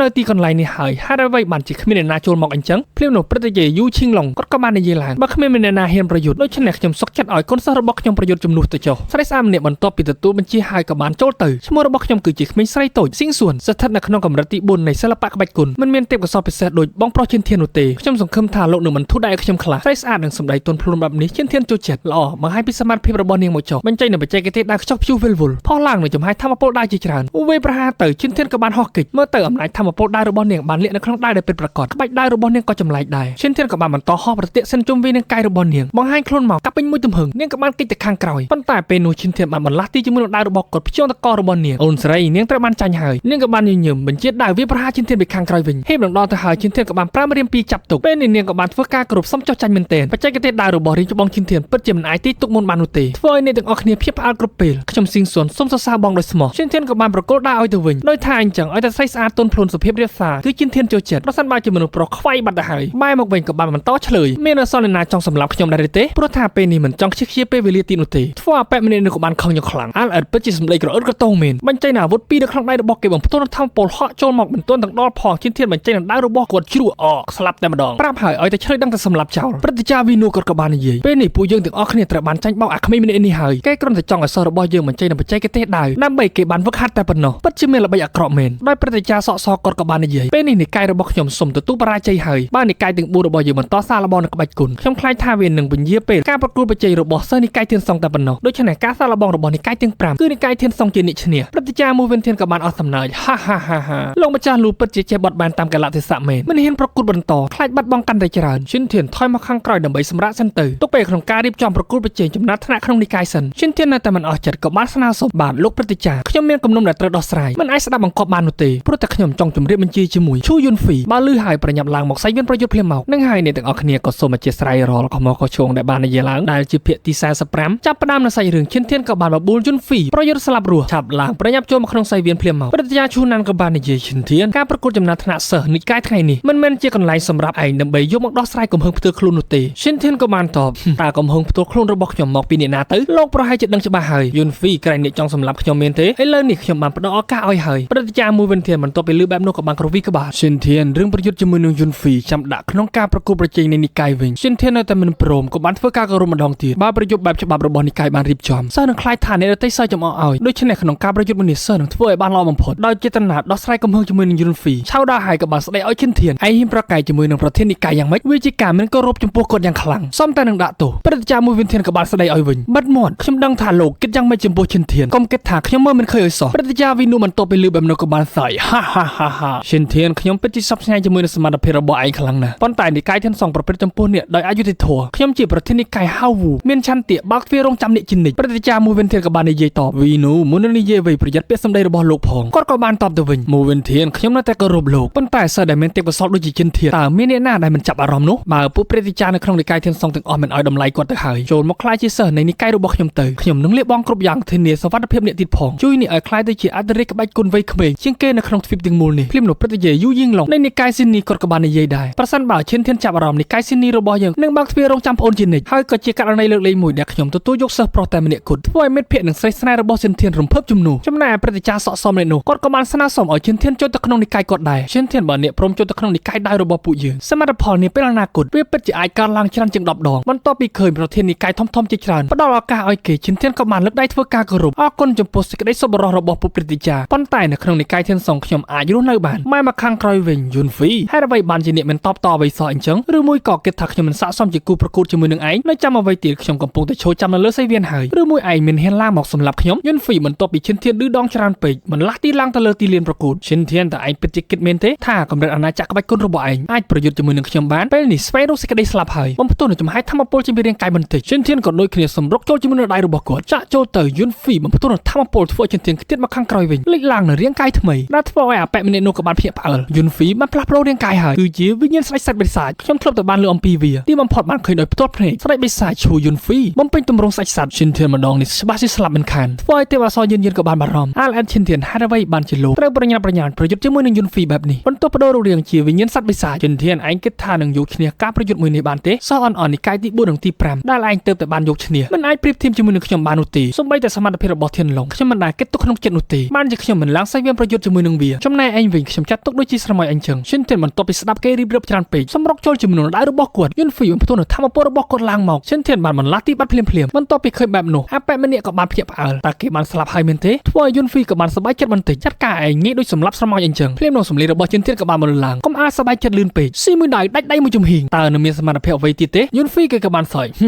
បំផ្ទុះនៅធម្មពលឡើងដ៏ខ្លាំងក្លាលេចឡើងនៅក្បាលវិញ្ញាណខ្មោចដ៏ធំឈិនធានបន្តប្រើប្រាស់ដៃរបស់គាត់ចាក់ចូលទៅមិនគ្រប់គ្រាន់នោះទេខ្ទេចមកខាងក្រៅបន្តិចអត្រាជាងឡើងក៏បានដាស់តឿនកម្រិតធម្មពលរបស់ឯងគឺនៅក្រោមវាផ្ទុះឡើងមួយទៀតរាងកាយរបស់យុនហាក៏បានត្រឡប់មកដូចដើមតើមានរឿងអ្វីកើតឡើងទៅជាស្ដែងពេលនេះឈិនធានត្រូវស្លាប់មិនខានព្រឹត្តិការណ៍នៃនិកាយធានសងម្នាក់ក៏បាននិយាយវិញ្ញាណប្រយុទ្ធស្ដេចសត្វរបស់យុនហ្វីវាពិតជាអាចធ្វើឲ្យមនុស្សយល់ច្រឡំការប៉ះទង្គិចនៃកម្លាំងធម្មពលធ្វើឲ្យមានកំហុសតែមួយផ្លេតអាចស្លាប់បានសមត្ថភាពក្បាច់គុណរបស់គេពិតជាពិសេសមែននិងខ្លាំងក្លាទៀតផងជូតឈាមពីមាត់ងើបឡើងមកវិញបញ្ចេញនូវចំហាយធម្មពលដើរឡើងយុនហ្វីក៏បាននិយាយឌឺដងភាពប៉ិនប្រសប់របស់ឯងធ្វើឲ្យឯងមានមោទនភាពខ្ញុំបានមកឈរទីនេះដឹងថាគុណលាតធម្មពលរវាងឯងនិងខ្ញុំគឺខុសគ្នាឆ្ងាយណាស់ឈិនធានមិនខ្វល់នោះទេចាក់ចេញចំហាយធម្មពលដើរទៅលើលំហបច្ចេកទេសដើរផ្លាស់ទីលើមេឃាលេចឡើងនៅធម្មពលវិញ្ញាណដើរដ៏ធំសម្បើមចាក់ចុះមកខាងក្រោមវាប្រហារទៅយុនហ្វីបានស្រេចបំផ្ទុះនៅធម្មពលកំហឹងវិញ្ញាណស្ដេចបិសាចសាយភេទនៃចំហាយធម្មពលដ៏ខ្លាំងក្លាទប់រងជាមួយនឹងដើរដ៏ធំសម្បើមរបស់ឈិនធានបែកខ្ទេចបន្តហក់ចូលមកឈិនធានឈប់បន្តធ្វើរឿងអត់ប្រយោជន៍ទៀតទៅវាមួយដៃពេញមួយទំហឹងចំឈិនធានកណ្ដាប់ពោះផាំងប៉ាំងសន្លប់ស្ដុករួចហើយបន្តប្រើប្រាស់ធម្មពលគ្រប់គ្រងនៃកាយរបស់ឈិនធានធ្វើឲ្យនេះរឿងគ្នាភាពអាលយ៉ាងខ្លាំងគេបានស្លាប់ទៅហើយព្រឹត្តិការណ៍វីនូបន្ទាប់ពីឃើញបែបនោះក៏បានគ្រវីក្បាលដើរចេញ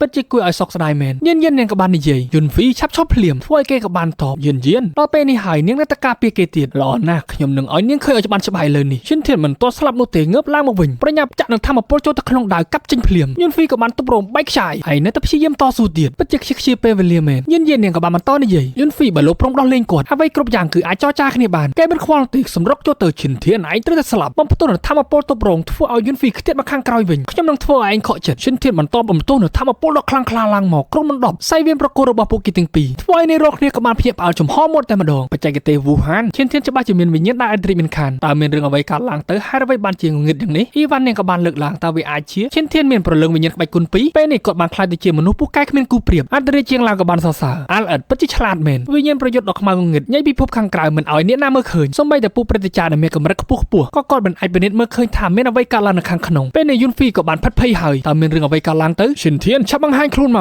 កឯងមិនអាចលាក់ក្បាលហើយបង្ហាញកន្ទុយបែបនេះនោះទេឬមួយក៏ឯងខ្លាចយើងឈិនធានក៏បានតបយុនហ្វីការស្លាប់របស់ឯងបានមកដល់ហើយចាក់ចូលទៅយុនហ្វីបន្ទាប់ពីលឺសំឡេងក៏បានដឹងថាឈិនធាននៅពីខាងក្រោយញៀមបន្តិចបែរមកប្រើប្រាស់នៅចំហាយវិញ្ញាណស្ដេចខ្មោចចូលទៅវាប្រហារឈិនធានអណ្ដែតទៅលើលំហបន្តិចបន្លាស់ទីយ៉ាងលឿនប្រើប្រាស់ដៅខ្វៃយុនហ្វីបាត់ទៅហើយធ្លាក់មកខាងក្រោមវិញលូតជង្គង់ច្រោះខ្ជាក់ឈាមចេញពីមាត់យុនហ្វីតែឯងគិតមែនទេថាខ្ញុំមើលមិនដឹងពីកម្លាំងធម្មពលរបស់ឯងមុននឹងខ្ញុំគ្រាន់តែធ្វើពុតតែប៉ុណ្ណោះក៏វាដើរមួយពីរស្លាប់ភ្លាមទៅចូលមកទស្សនារឿងអំណាចវិញ្ញាណម្ចាស់ទ្វីបលីងវូដែលជាភាគទី26ឈិនធានបន្ទាប់ពីចាក់នៅធម្មពលចូលទៅក្នុងដាវហើយវាប្រហារចេញទៅធម្មពលដាវលេបត្របាក់សត្រូវយុនហ្វីបានកិច្ចផុតបន្លាស់ទីមកខាងលើវាប្រហារទៅវិញខ្ញុំនឹងឲ្យឯងមើលឃើញពីកម្លាំងធម្មពលដ៏ពេញប្រកបរបស់ខ្ញុំក្រញ៉ាំពឹសពីឃាតលេចឡើងនៅស្រមោលបាច់ដៃដ៏ធំសម្បើមវាប្រហារចូលមកខ្ទប់បឹងធ្វើឲ្យគេក៏បានភ្ញាក់ផ្អើលតើមានរឿងអ្វីកើតឡើងទៅហើយអ្វីបានជាវាមិនកើតអីអញ្ចឹងឈិនធានក៏បានកាត់សងទៅវិញជាមួយនឹងចំហាយធម្មពលដាវជាច្រើនយុនហ្វីក៏បានកិច្ចផុត 4-5 ត្រូវមួយខ្ទប់បឹងឯងពិតជាអាចបញ្ចេញនៅបច្ចេកទេសជាច្រើននៅក្នុងភាពងងឹតនេះតើឯងជាអ្វីឲ្យពិតប្រាកដទៅឈិនធានក៏បានអស់សម្រាប់បន្តិចឈូយុនហ្វីក្រែងឯងជាមនុស្សពូកែមែនទេថែមទាំងអួតអាងថាជាសិស្សខ្លាំងជាងគេនៅក្នុងនិកាយធានសងបានចាត់ទុកខ្ញុំដូចជាស្រមោចវាហាក់ដូចពេលនេះឯងនោះទេដែលអន់ជាងស្រមោចទៅទៀតបាត់កំហឹងរបស់យុនហ្វីខឹងតែខ្លាំងឡើងឈិនធានខ្ញុំនឹងសម្លាប់ឯងឥឡូវនេះសម្រុកចូលទៅវាប្រហារឈិនធានចាក់នៅធម្មពលចូលទៅក្នុងដាវនៅទីបំផុតឯងមានភាពក្លាហានចូលមកស្លាប់ហើយធម្មពលដាវស៊ីសេចក្តីវិនិច្ឆ័យកាប់ចេញទៅពេញមួយទំហឹងត្រូវយុនហ្វីខ្ទប់បឹងធ្វើឲ្យគេស្រែកពោពេញទៅដោយក្តីឈឺចុកចាប់ពួកព្រឹត្តិការណ៍និកាយធានសងបន្ទាប់ពីឃើញបែបនោះគាត់ក៏បានរអ៊ូឡើងបច្ចេកទេសធម្មពលងងឹតនេះពិតជាចម្លែកមែនហើយពួកយើងមិនអាចមើលដោយភ្នែកទទេបាននោះទេហើយក៏មិនដឹងថាវាគឺជា ជាបច្ចេកទេសខាងវិញ្ញាណអ្វីនោះឡើយរត់តែមិនអាចមើលឃើញអ្វីកើតឡើងនៅខាងក្នុងដែរព្រឹទ្ធាចារ្យឈូណានក៏បាននិយាយទៅកាន់ប្រធាននិកាយតើការប្រយុទ្ធគ្នានៅខាងក្នុងទៅជាយ៉ាងណាព្រឹទ្ធាចារ្យមួយវិធានក៏បានដកដង្ហើមធំគ្រវីក្បាលតែម្ដងខ្ញុំក៏មិនអាចមើលឃើញច្បាស់ថានឹងមានអ្វីកើតឡើងនោះដែរហើយក៏មិនអាចសន្និដ្ឋានបាននោះឡើយប៉ុន្តែខ្ញុំសង្ឃឹមថាពួកគេទាំងពីរនាក់នឹងមានសុវត្ថិភាពបន្ទាប់ពីភាពងងឹតបានរលាយបាត់ទៅវិញធ្វើឲ្យអ្នករកគ្នាក៏មានការភ្ញាក់ផ្អើលមើលណោះពួកគេទាំងពីរនាក់បានបង្ហាញខ្លួនមកវិញហើយឈិនធានបានយកឈ្នះយុនហ្វីមកទៅសភាពរបស់យុនហ្វីទ្រុឌទ្រោមយ៉ាងខ្លាំងកែវភ្នែកសម្លឹងទៅឈិនធានពោពេញទៅដោយការភ័យខ្លាចយ៉ាងខ្លាំងឈិនធានក៏បាននិយាយឯងពិតជាល្ងងខ្លាំងណាស់តើពេលនេះភាពក្រអូតក្រទងឯងតាណាអស់ហើយប្រញាប់ងើបឡើងមកប្រយុទ្ធគ្នាបន្តទៀតចាក់ដោយធម្មពលបញ្ចូលទៅក្នុងដៅខ្សែភេទនៃចំហាយធម្មពលរន្ទះយ៉ាងខ្លាំងបាញ់ឡើងទៅលើលំហធ្វើឲ្យផ្ទៃមេឃប្រែប្រួលយុនហ្វីភ័យខ្លាចយ៉ាងខ្លាំងឯងស្លាប់ភ្លាមទៅកាប់ពេញមួយទំហឹងផ្ទុះឡើងប៊ឹមលេចឡើងនៅព្រឹទ្ធាចារ្យម្នាក់យកជើងរបស់គាត់ទប់រងជាមួយនឹងដៃរបស់ឈិនធានរុញចេញមិនតិចធ្វើឈិនធានខ្ទេបមកខាងក្រោយវិញនឹងហើយព្រឹទ្ធាចារ្យម្នាក់នេះគាត់គឺជាអាណាព្យាបាលនិកាយធានសុងឈ្មោះថាយៀនហ្វាំងអ្នកកំឡោះប៉ុណ្ណឹងគឺគ្រប់គ្រាន់ព្រោះថាអ្នកឈ្នះរួចទៅហើយហើយអ្វីត្រូវបន្តប្រយុទ្ធទៀតធ្វើឲ្យព្រឹទ្ធាចារ្យម្នាក់ក៏បានភ្ញាក់ផ្អើលហើយអ្វីបានជាគាត់បង្ហាញខ្លួនមកវាហាក់ដូចជាយុនហ្វីគឺជាកូនសិស្សរបស់គាត់ឈិនធានក៏បានតបទៅវិញដោយសារតែខ្ញុំត្រូវតែសម្លាប់គេព្រឹទ្ធាចារ្យយិនហ្វាំងបន្ទាប់ពីស្ដាប់ឮបែបនោះអន្ត្រង់មួយជើងជិះចេញនឹងចំហាយធម្មពលធ្វើឈិនធានខ្ទេទៅខាងក្រោយបន្តិចប្រសិនបើឯងចង់សម្លាប់សិស្សរបស់ខ្ញុំត្រូវតែរំលងខ្ញុំជាមុនសិនដោយសារតែយើងមើលទៅឃើញទេពកោសល្យរបស់ឯងមិនធម្មតាបានជាទុកជីវិតឲ្យដូច្នេះកំហុសតូចតាចរបស់ឯងត្រឹមលូតជង្គង់អរគុណខ្ញុំទៅបានហើយឈិនធានក៏បានក្រវីក្បាលអស់សំណាញ់បន្តិចបើយុនហ្វីឈ្នះហើយគេចង់សម្លាប់ខ្ញុំតើលោកនឹងចេញមកបញ្ឈប់វាទេឲ្យបញ្ឈប់យ៉ាងម៉េចព្រោះតែខ្ញុំមិនស្គាល់នឹងគ្មានទំនាក់ទំនងអ្វីជាមួយនឹងឯងនោះទេបើដូច្នេះហេតុអ្វីយុនហ្វីចាញ់ហើយនៅតែអាចមានជីវិតរស់ប៉ុន្តែបើខ្ញុំចាញ់ហេតុអ្វីបានត្រូវស្លាប់តើនៅក្នុងនិកាយធានសុងមានអយុត្តិធម៌បែបនេះដោយរបៀបណាព្រឹទ្ធាចារ្យធានហ្វាំងក៏បានបញ្ជាក់ទៀតខ្ញុំគឺជាអាណាព្យាបាលនៃនិកាយធានសុងហើយគេក៏ជាសិស្សរបស់ខ្ញុំក្នុងនាមជាគ្រូត្រូវតែការពារមិនចាំបាច់មានការពន្យល់ពីឯងនោះទេរឿងតូចតាចបែបនេះខ្ញុំមិនចង់ឲ្យឯងអាម៉ាស់មុខនៅទីនេះនោះឡើយប៉ុន្តែប្រសិនបើហ៊ានប្រឆាំងជាមួយនឹងខ្ញុំទៀតខ្ញុំនឹងកាត់ទោសឲ្យឯងស្លាប់មិនខានឈិនធានក៏បានតបលោកប្រហែលជាមិនអាចសម្លាប់ខ្ញុំបាននោះទេប៉ុន្តែយុនហ្វីត្រូវតែស្លាប់នៅក្នុងថ្ងៃនេះបញ្ឆេះនៅចំហាយធម្មពលដៅរបស់គាត់សម្រុកចូលទៅព្រឹទ្ធាចារ្យយិនហ្វាំងជិះចេញនៅចំហាយធម្មពលវិទ្យប្រហារមកភ្លាមនោះស្រាប់តែក្បួនធម្មពលមួយបាញ់ចុះពីខាងលើបំបែកនៅធម្មពលរបស់ព្រឹទ្ធាចារ្យយិនហ្វាំងធ្វើឲ្យគាត់ភ្ញាក់ផ្អើលបន្តិចព្រឹទ្ធាយេស៊ូយ៉ានិងព្រឹទ្ធាចារ្យឡាវគាត់ក៏បានបង្ហាញខ្លួនឡើងយិនហ្វាំងលោកមានអាយុច្រើនពេកហើយមិនអាចរឿងមុំជាងនេះនោះទេព្រឹទ្ធាយេស៊ូយ៉ាមេដឹកនាំនិកាយទាំងសងទាំងមូលព្រឹទ្ធាចារ្យឡាវគាត់ក៏បានស៊ូតើលោកនៅទទួលស្គាល់ខ្ញុំជាមេដឹកនាំនិកាយទេតើពេលនេះនៅចង់សម្លាប់សិស្សរបស់ខ្ញុំទីអត់ធ្វើឲ្យនាយរកគ្នានៅទីនោះក៏មានការភ្ញាក់ផ្អើលយ៉ាងខ្លាំងតាមពិតឈិនធានគឺជាសិស្សរបស់មេដឹកនាំនិកាយគ្មានអ្វីចម្លែកនោះទេដែលគេខ្លាចទៅជាមនុស្សដែលមានអំណាចធម្មពលខ្លាំងក្លាក្នុងរយៈពេលដ៏ខ្លីព្រឹទ្ធាចារ្យយិនហ្វាំងក៏បានធ្វើការគោរពឈិនធានពិតជាសិស្សរបស់មេដឹកនាំនិកាយមែនទេសូមមេដឹកនាំនិកាយលើកលែងទោសឲ្យយុនហ្វីផងព្រោះតែគេគឺជាសិស្សតែម្នាក់គត់របស់ខ្ញុំគេគឺជាក្តីសង្ឃឹមរបស់និកាយព្រឹទ្ធាយេស៊ូយ៉ាគាត់ក៏បានបន្តនិយាយទៀតក្តីសង្ឃឹមនៃនិកាយដែលចេញពីមាត់របស់លោកប៉ុន្តែពេលនេះគេបានចាញ់ឈិនធានទៅហើយតើលោកពិការភ្នែកមែនទេមកនឹងឃើញថានរណាគឺជាក្តីសង្ឃឹមពិតប្រាកដរបស់និកាយធានសុងពេលនេះព្រឹទ្ធាចារ្យឡាវគាត់ក៏បានបាក់ដៃឲ្យឈិនធានព្រោះថាគឺជាគ្រាប់ពេជ្ររបស់និកាយធានសុងនៅក្នុងថ្ងៃនេះអ្នកចង់ធ្វើអ្វីក៏បានគ្រាន់តែធ្វើវាទៅបានហើយមិនថាជាឈូយុនហ្វីនោះទេ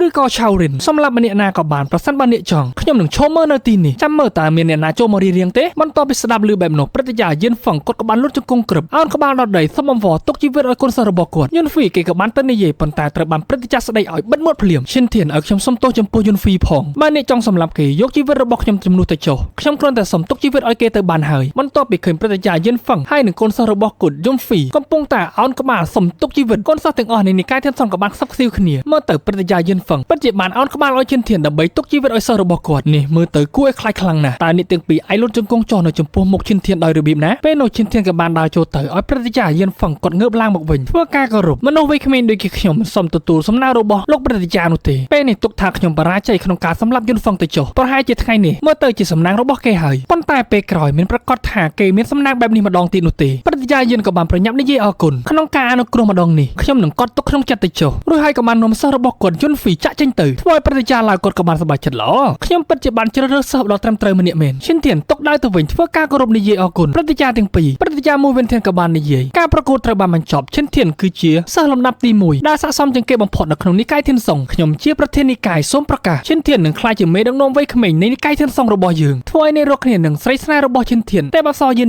នាងបានសប្បាយចិត្តយ៉ាងខ្លាំងសូម្បីតែព្រឹទ្ធាចារ្យវិននូក៏គាត់សូមសរសើរពីសមត្ថភាពរបស់ឈិនធានដែរចំណែកព្រឹទ្ធាចារ្យនៃនិកាយធានសុងប្រមាណនេះគាត់ហាក់បីដូចជាមិនយល់ស្របនោះទេព្រោះថាឈិនធានគឺនៅក្មេងមានជាប់ពាក្យ4ឬជាច្រើនទៀតដូច្នេះប្រធាននិកាយត្រូវតែគិតឲ្យបានវែងឆ្ងាយព្រឹទ្ធាចារ្យ3-4នាក់ទៀតក៏មិនយល់ស្របដូចគ្នាសូមគិតឲ្យបានល្អល្អសិនលោកព្រឹទ្ធាចារ្យមួយវិនធាននៅតែអះអាងបើមានអ្នកណាហ៊ានជំទាស់ទៀតពួកគេទាំងអស់នោះចង់បះបោរជាមួយនឹងនិកាយធានសុងបន្ទាប់ពីស្ដាប់ឮរួញអស់តែម្ដងព្រឹទ្ធាចារ្យឡាវគាត់ក៏បាននិយាយពេលនេះឈិនធានខ្លាចជាមេដឹកនាំនិកាយវ័យក្មេងជាងគេព្រឹទ្ធាយេស៊ូយ៉ាខ្ញុំក៏យល់ព្រមដែរនេះទាំងអស់គ្នាបន្ទាប់ពីស្ដាប់ឮព្រឹទ្ធាចារ្យធំទាំងពីរបាននិយាយបែបនោះហើយមាន ការភ្ញាក់ផ្អើលនឹងខ្សឹបស៊ីវគ្នាមានទាំងនិយាយល្អនិងនិយាយមិនល្អឈិនធានក៏បានធ្វើការគោរពទៅព្រឹទ្ធាចារ្យទាំងពីរនិងព្រឹទ្ធាចារ្យដទៃទៀតចំខ្លាចតែធ្វើឲ្យអ្នកទាំងអស់គ្នាខកចិត្តព្រឹទ្ធាយេស៊ូយ៉ាងគាត់ក៏បាននិយាយខ្សឹបប្រាប់ឈិនធានត្រូវតែយកចិត្តទុកដាក់ចំពោះភាពស្មោះត្រង់នេះឈិនធានក៏បានធ្វើការគោរពនិយាយទៅកាន់ព្រឹទ្ធាចារ្យមួយវិញធានខ្ញុំសូមធានាថាសិស្សមិនបដូរទៅនិកាយផ្សេងទីនោះឡើយប៉ុន្តែដោយសារកម្លាំងធម៌ពលរបស់សិស្សមានកម្រិតទាបមិនអាចទទួលយកតួនាទីសំខាន់ដែលជាមេដឹកនាំនិកាយវ័យក្មេងបាននោះទេព្រោះថាអនាគតសិស្សនឹងពឹងផ្អែកទៅលើសមត្ថភាពពិតប្រាកដដើម្បីប្រកួតយកតំណែងមេដឹកនាំនិកាយវ័យក្មេងអនុញ្ញាតឲ្យអ្នករកគ្នាព្រមទទួលដោយផ្ទាល់មាត់សួស្តីនិងស្វាគមន៍បងប្អូនសាជាថ្មីចូលមកទស្សនារឿងអំណាចវិញ្ញាណម្ចាស់ទ្វីបលៀងវូដែលជាភាគទី47បន្ទាប់ពីឈិនធានបានបដិសេធមិនទទួលធ្វើជាមេដឹកនាំវ័យក្មេងនៃនិកាយធានសង្ឃព្រឹទ្ធាចារ្យជឿឡៅគាត់ក៏បានសប្បាយចិត្តចង់ប្រកួតប្រជែងទទួលតំណែងមេដឹកនាំនិកាយវ័យក្មេងនៃនិកាយធានសង្ឃដោយសមត្ថភាពពិតប្រាកដល្អពិតជាមានមហិច្ឆតាមែនមូវិនធានរឿងមេដឹកនាំនិកាយវ័យក្មេងចាំពិភាក្សាគ្នានៅពេលក្រោយគាត់ក៏បានធ្វើការគោរពតបទៅវិញបាទលោកម្ចាស់ព្រឹទ្ធាយេស៊ូយ៉ាងក៏បាននិយាយឈិនធានខ្ញុំមានរឿងនិយាយជាមួយនឹងអ្នកមកជាមួយខ្ញុំឥឡូវនេះឈិនធានបំរុងនឹងស៊ូទៅហើយប៉ុន្តែគាត់ទាំងពីរបានបន្លាស់ទីចេញទៅឬហើយគេក៏បានទៅតាមព្រឹទ្ធាចារ្យមូវិនធានដកនឹងហាមធំបន្តិចការប្រកួតប្រជែងរបស់សិស្សនៃនិកាយធានសង្ឃនៅតែបន្តពីពួកគេទាំង3បដល់លើកំពូលភ្នំពេលនេះឈិនធានបានត្រូវមាត់របស់ព្រឹទ្ធាយេស៊ូយ៉ាងហើយប្រធាននិកាយបានតែងតាំងឈ្មោះនេះជាមេដឹកនាំវ័យក្មេងនៃនិកាយធានសង្ឃហើយអ្វីបានជាបដិសេធឈិនធានគិតបន្តិចឬក៏បានតបដោយសារតែមានបញ្ហាប្រឆាំងពីព្រឹទ្ធាចារ្យដទៃទៀតបានជាខ្ញុំមានចិត្តខ្មាស់អៀនជាមួយនឹងប្រធាននិកាយបន្ទាប់ពីស្ដាប់ឮបែបនោះព្រឹទ្ធាយេស៊ូយ៉ាងក៏បានគ្រវីក្បាលអ្នកបានមើលស្រាលការសម្រេចចិត្តរបស់មូវិនធានច្រើនពេកហើយទោះបីជាព្រឹទ្ធាចារ្យដទៃទៀតជំទាស់ជាមួយនឹងគាត់ខ្លាំងប៉ុណ្ណាក៏ដោយក៏មិនអាចខុតការសម្រេចចិត្តរបស់គាត់បានដែរប៉ុន្តែបែរជាខ្លួនអ្នកដកថយទៅវិញតើមានវិធីការពារយាយិននិងគ្រូសាលឺដែរទេលោកព្រឹទ្ធាចារ្យជឿឡៅគាត់ក៏បានកាន់ជើងឈិនធានខ្ញុំមិនខ្វល់រឿងអ្វីទាំងអស់ព្រោះតែឈិនធានមានតែគំនិតផ្ទាល់ខ្លួនរបស់គេគឺពឹងផ្អែកទៅលើសមត្ថភាពដ៏ពិតប្រាកដមិនយូរមិនឆាប់តំណែងមេដឹកនាំវ័យក្មេងនៃនិកាយធានសង្ឃនឹងក្លាយជារបស់គេហើយការពារយាយិននិងគ្រូសាលឺដល់ពេលនោះគ្មានបញ្ហាអ្វីទាំងអស់បន្ទាប់ពីស្ដាប់ឮបែបនោះព្រឹទ្ធាយេស៊ូយ៉ាងក៏បានដកដង្ហើមធំទម្រាំតែឈិនធានហ្វឹកហាត់ឈានទៅដំណាក់កាលអាណាចក្រសម្ងាត់បើពេលបច្ចុប្បន្នយាយិនមានរឿងអ្វីកើតឡើងខ្ញុំច្បាស់ជាទៅចាត់ការអ្នកមិនខានបន្ទាប់ពីស្ដាប់ឮបែបនោះឈិនធានហាក់បីដូចជាភ័យបន្តិចដែរធ្វើការគោរពបលាស់ទីចេញទៅភ្លាមបន្ទាប់ពីមកដល់ផ្ទះសម្រាប់គេក៏បានកេកងអន្ទាក់ខ្លារអ៊ូឡើងការប្រកួតសាកល្បងម្ដងទៀតគឺមានគ្រោះថ្នាក់ខ្លាំងណាស់មិនដឹងថាខ្ញុំស្លាប់ឬក៏រស់នោះទេហើយអន្តរាជជាងឡៅខ្ញុំពិតជាចង់ឲ្យលោកមាននៅទម្រង់រូបរាងកាយពិតប្រាកដឡើងវិញប៉ុន្តែគួរអាននឹកខ្លាំងណាស់ដោយសារតែកម្លាំងធម៌ពលរបស់ខ្ញុំខ្សោយពេកដោយថាអញ្ចឹងឈិនធានពិតជាខូចមែនឲ្យតែចង់បាននៅកម្រិតធម៌ពលបន្ថែមទៀតដឹងតែយករឿងនេះមកគម្រាមអន្តរាជជាងឡៅដោយរដងអន្តរាជជាងឡៅក៏បានបង្ហាញខ្លួនឡើងមិនចាំបាច់ក្បោះក្បាច់ច្រើននោះទេតែចង់បានអ្វីឈិនធានក៏បានងើបសៃឡើ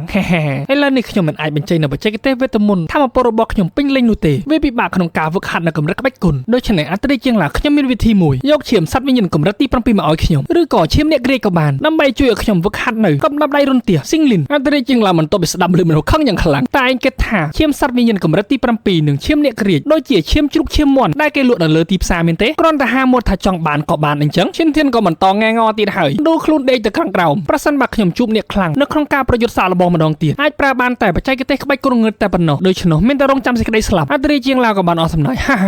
គ្មានល្ងងក្តីឯងមានសត្វវិញ្ញាណមួយក្បាលនៅក្បែរឯងស្រាប់រួចទៅហើយដែលអាចប្រៀបបានទៅនឹងសត្វវិញ្ញាណកម្រិតទី7និងអ្នកក្រៀកឈិនធានក៏បានត្រេកអរមែនហើយស្ទើរតែភ្លេចទៅហើយសៅមូឆាប់ចេញមកអលអិតឆាប់ផ្ដល់ដំណក់ឈាមរបស់ឯងឲ្យមកយើងមកខ្ញុំកំពុងតែមានតម្រូវការជាបន្ទាន់បន្ទាប់ពីគិតបន្តិចកូនឆ្កែវិញ្ញាណក៏បានយល់ព្រមបញ្ចេញនៅដំណក់ឈាមពណ៌សរបស់គេឡើងមកមើលទៅដំណក់ឈាមរបស់សៅមូពិតជាមិនធម្មតានោះទេឈាមរបស់វាមិនដូចសត្វវិញ្ញាណទាំងអស់ដែលនៅក្នុងទ្វីបនេះនោះឡើយបន្ទាប់ពីឈិនធានទទួលយកស្រូបចូលទៅក្នុងរាងកាយថាមពលក៏បានផ្សាយភាយចេញមកធ្វើឲ្យគេមានការឈឺចុកចាប់យ៉ាងខ្លាំងមើលទៅដូចជាក្នុងខ្លួនរបស់ខ្ញុំមិនស្រួលនោះទេដៃទាំងពីររបស់ខ្ញុំដូចជាកំពុងតែរមូលហៀបនឹងបាក់ទៅហើយតើឈាមរបស់សៅមូប្រកាសជាមិនអីមែនទេឬក៏អាចជាមានជាតិពុលបន្ទាប់ពីស្ដាប់ឮបែបនោះសៅមូហាក់បីដូចជាខឹងយ៉ាងខ្លាំងអន្តរាជជាងឡៅក៏បានក្រវីក្បាលបន្តិចខ្សែឈាមរបស់សៅមូមានសមត្ថភាពខ្លាំងក្លាណាស់វាគ្រាន់តែថាឯងមិនអាចទ្រាំទ្របានមួយរយៈតែប៉ុណ្ណោះភ្លាមនោះកំដាប់ដៃរបស់ឈិនធានហាក់បីដូចជាពោពេញទៅដោយចំហាយនៃធម៌ពលបំផ្ទុះវាមួយខ្សែភេរនៃចំហាយធម៌ពលដ៏ខ្លាំងក្លាកាត់មកលើកំពូលភ្នំធានសង្ឃដែលព្រឹទ្ធាយេស៊ូយ៉ានិងព្រឹទ្ធាចារ្យជាងឡៅកំពុងតែអង្គុយផឹកតែយ៉ាងមានសេចក្តីសុខតែបបសយាននាងក៏បានដើរចូលមកដល់យានតែការប្រគួតបានបញ្ចប់ហើយមែនទេចាស់មែនហើយខ្ញុំមកទីនេះគ្រាន់តែមកជួបចាស់ទុំទាំងពីរតែប៉ុណ្ណោះព្រឹទ្ធាយេស៊ូយ៉ាក៏បាននិយាយមើលទៅដោយសារតែពួកយើងបាននាំឈិនធានមកទីនេះធ្វើឲ្យនាងបារម្ភបានជាមកទីនេះជាពិសេសដើម្បីជួបគាត់យាននាងក៏បានអង្គុយចុះចាក់តែមួយមិនពិតនោះទេអាឡែនៅអាណាជារឿងរបស់គេមានអ្វីពាក់ព័ន្ធជាមួយនឹងខ្ញុំទៅព្រឹទ្ធាយេស៊ូយ៉ាហាក់បីដូចជាដឹងក៏បានបន្តនិយាយបញ្ជួដូច្នេះតើនាងកំពុងតែស្អប់គាត់ខ្លាំងណាស់មែនទេព្រោះតែខ្ញុំបានស្នើសុំគេរួចហើយនាពេលអនាគតឲ្យមើលថែនាងឲ្យបានល្អយាននាងក៏បានតបពុករបស់ខ្ញុំនៅទីមូលមិនចាំបាច់ឲ្យគេមកមើលថែនោះទេព្រឹទ្ធាចារ្យជឿឡៅគាត់ក៏បាននិយាយឈិនធានគឺជាមនុស្សល្អខ្លាំងណាស់នាងគូតែមានទំនាក់ទំនងជាមួយនឹងគាត់បន្ថែមទៀតប្រហែលអាចជួយផ្លាស់ប្ដូរគំនិតរបស់គាត់ខ្លះនាងក៏បានតបព្រឹទ្ធាចារ្យជឿហើយអ្វីបានជានិយាយបែបនេះអោនមុខចុះបន្តិចមិនថានិយាយបញ្ចុះបញ្ចូលគេប្រមាណដងនោះទេវាហួសពេលទៅហើយបន្ទាប់ពីការប្រកួតសាកល្បងម្ដងទៀតត្រូវបានបញ្ចប់ខ្ញុំនឹងចាក់ចេញពីទីនេះភ្លាមនោះសំឡេងមួយក៏បានផ្ទុះឡើងបឹងធ្វើឲ្យទីនោះរំកើតើនេះ ជាសំឡេងអ្វីទៅហើយអ្វីបានជាលឺខ្លាំងបែបនេះគ្មាននរណានោះទេឈិនធានក៏បានបង្ហាញខ្លួនដើរចូលមកក្បែរនឹងយៀនតែការប្រកួតបានបញ្ចប់ហើយមែនទេនាងក៏បានងក់ក្បាលបើអញ្ចឹងអរគុណដែលបានផ្ដល់ដៅរបស់នាងឲ្យខ្ញុំខ្ចីទើបអាចយកឈ្នះយីមូលីនបានពេលនេះនាងកំពុងតែងើហើយមិនចាំបាច់នោះទេបន្តធ្វើការគោរពទៅព្រឹទ្ធយេស៊ូយ៉ានិងព្រឹទ្ធចារ្យជឿឡៅពេលនេះខ្ញុំកំពុងតែអន្ទះសារចង់រកអ្នកសារលបងវឹកហាត់ជាមួយដូច្នេះសំលៀសិនហើយបន្លាស់ទីចាក់ចេញភ្លាមតែម្ដងធ្វើឲ្យយិននាងបានខឹងយ៉ាងខ្លាំងដាក់តុកមួយដៃអាឡិតនេះថាចង់ទៅក៏ទៅយ៉ាប់មែនកញ្ញាគឺអញ្ចឹងតែម្ដងងោថាងោខឹងថាខឹងទៅកាត់មកក្នុងនិកាយធានសង្ឃដែលពេលនោះមានបរិះបិទមុខម្នាក់កំពុងតែលួចមើលអបិម្នាក់កំពុងតែវឹកហាត់ក្បាច់គុណដែលរូបរាងនឹងភិនភាកសម្លេងរបស់គេដូចជាជិនធានមើលទៅរាងកាយរបស់គេរឹងមាំដូចជាខ្លាឃុំដៃអញ្ចឹងថែមទាំងពោពេញទៅដោយកម្លាំងធម៌ពលក៏អាចចាត់ទុកថាជាសិស្សខ្លាំងម្នាក់នៅក្នុងនិកាយធានសង្ឃបន្ទាប់ពីសម្លឹងឃើញបរិះបិទមុខដែលលើលបូលទៀសកំពុងតែលីមើលស៊ូថាតើអ្នកណាទៅឈិនធានក៏បានដាំដូល3 4ទម្លាប់ចុះមកខាងក្រោមបញ្ចេញនូវចំហាយធម៌ពលទៅតែបានទទួលថ្មីវាយគ្នាជាមួយបរិះម្នាក់នោះដាល់គ្នាចុះឡើង3 4 5ដៃធ្វើឲ្យពេលនោះក៏បានខ្ទេចតែក្រោយគេសប្បាយចិត្តមួយរយៈនេះខាត់បញ្ចេញធម៌ពលបែបនេះយូរមកហើយហក់ចូលទៅឈិនធានបញ្ចេញនូវចំហាយធម៌ពលពុសរបស់គេវាចេញទៅជាអ្នកក្រៀកធ្វើឲ្យពេលនេះក៏បានភ្ញាក់ផ្អើលបន្តិចហើយហ៊ានវាប្រហារខ្លារខិនដូចជាយើងផងបំផ្ទុះនូវធម៌ពលមួយលេចឡើងនៅចំហាយធម៌ពលខ្លារខិនវាទៅទប់រងជាមួយនឹងចំហាយធម៌ពលអ្នកក្រៀករបស់ឈិនធានធ្វើឲ្យគេខ្ទេចតែខាងក្រោយបន្តិចរួចហើយក៏បានបន្លាស់ទីរត់ចេញទៅតែឯងចង់រត់ទៅណាវាប្រហារយើងហើយគិតថាទៅដូចងាយស្រួលបែបនេះមែនទេបន្ទាប់ពីរួមមកដល់ក្នុងព្រៃយូវស៊ីនក៏បានមកកាក់មុខឈិនធានធ្វើឲ្យខ្លារខិនក៏បានសប្បាយចិត្ត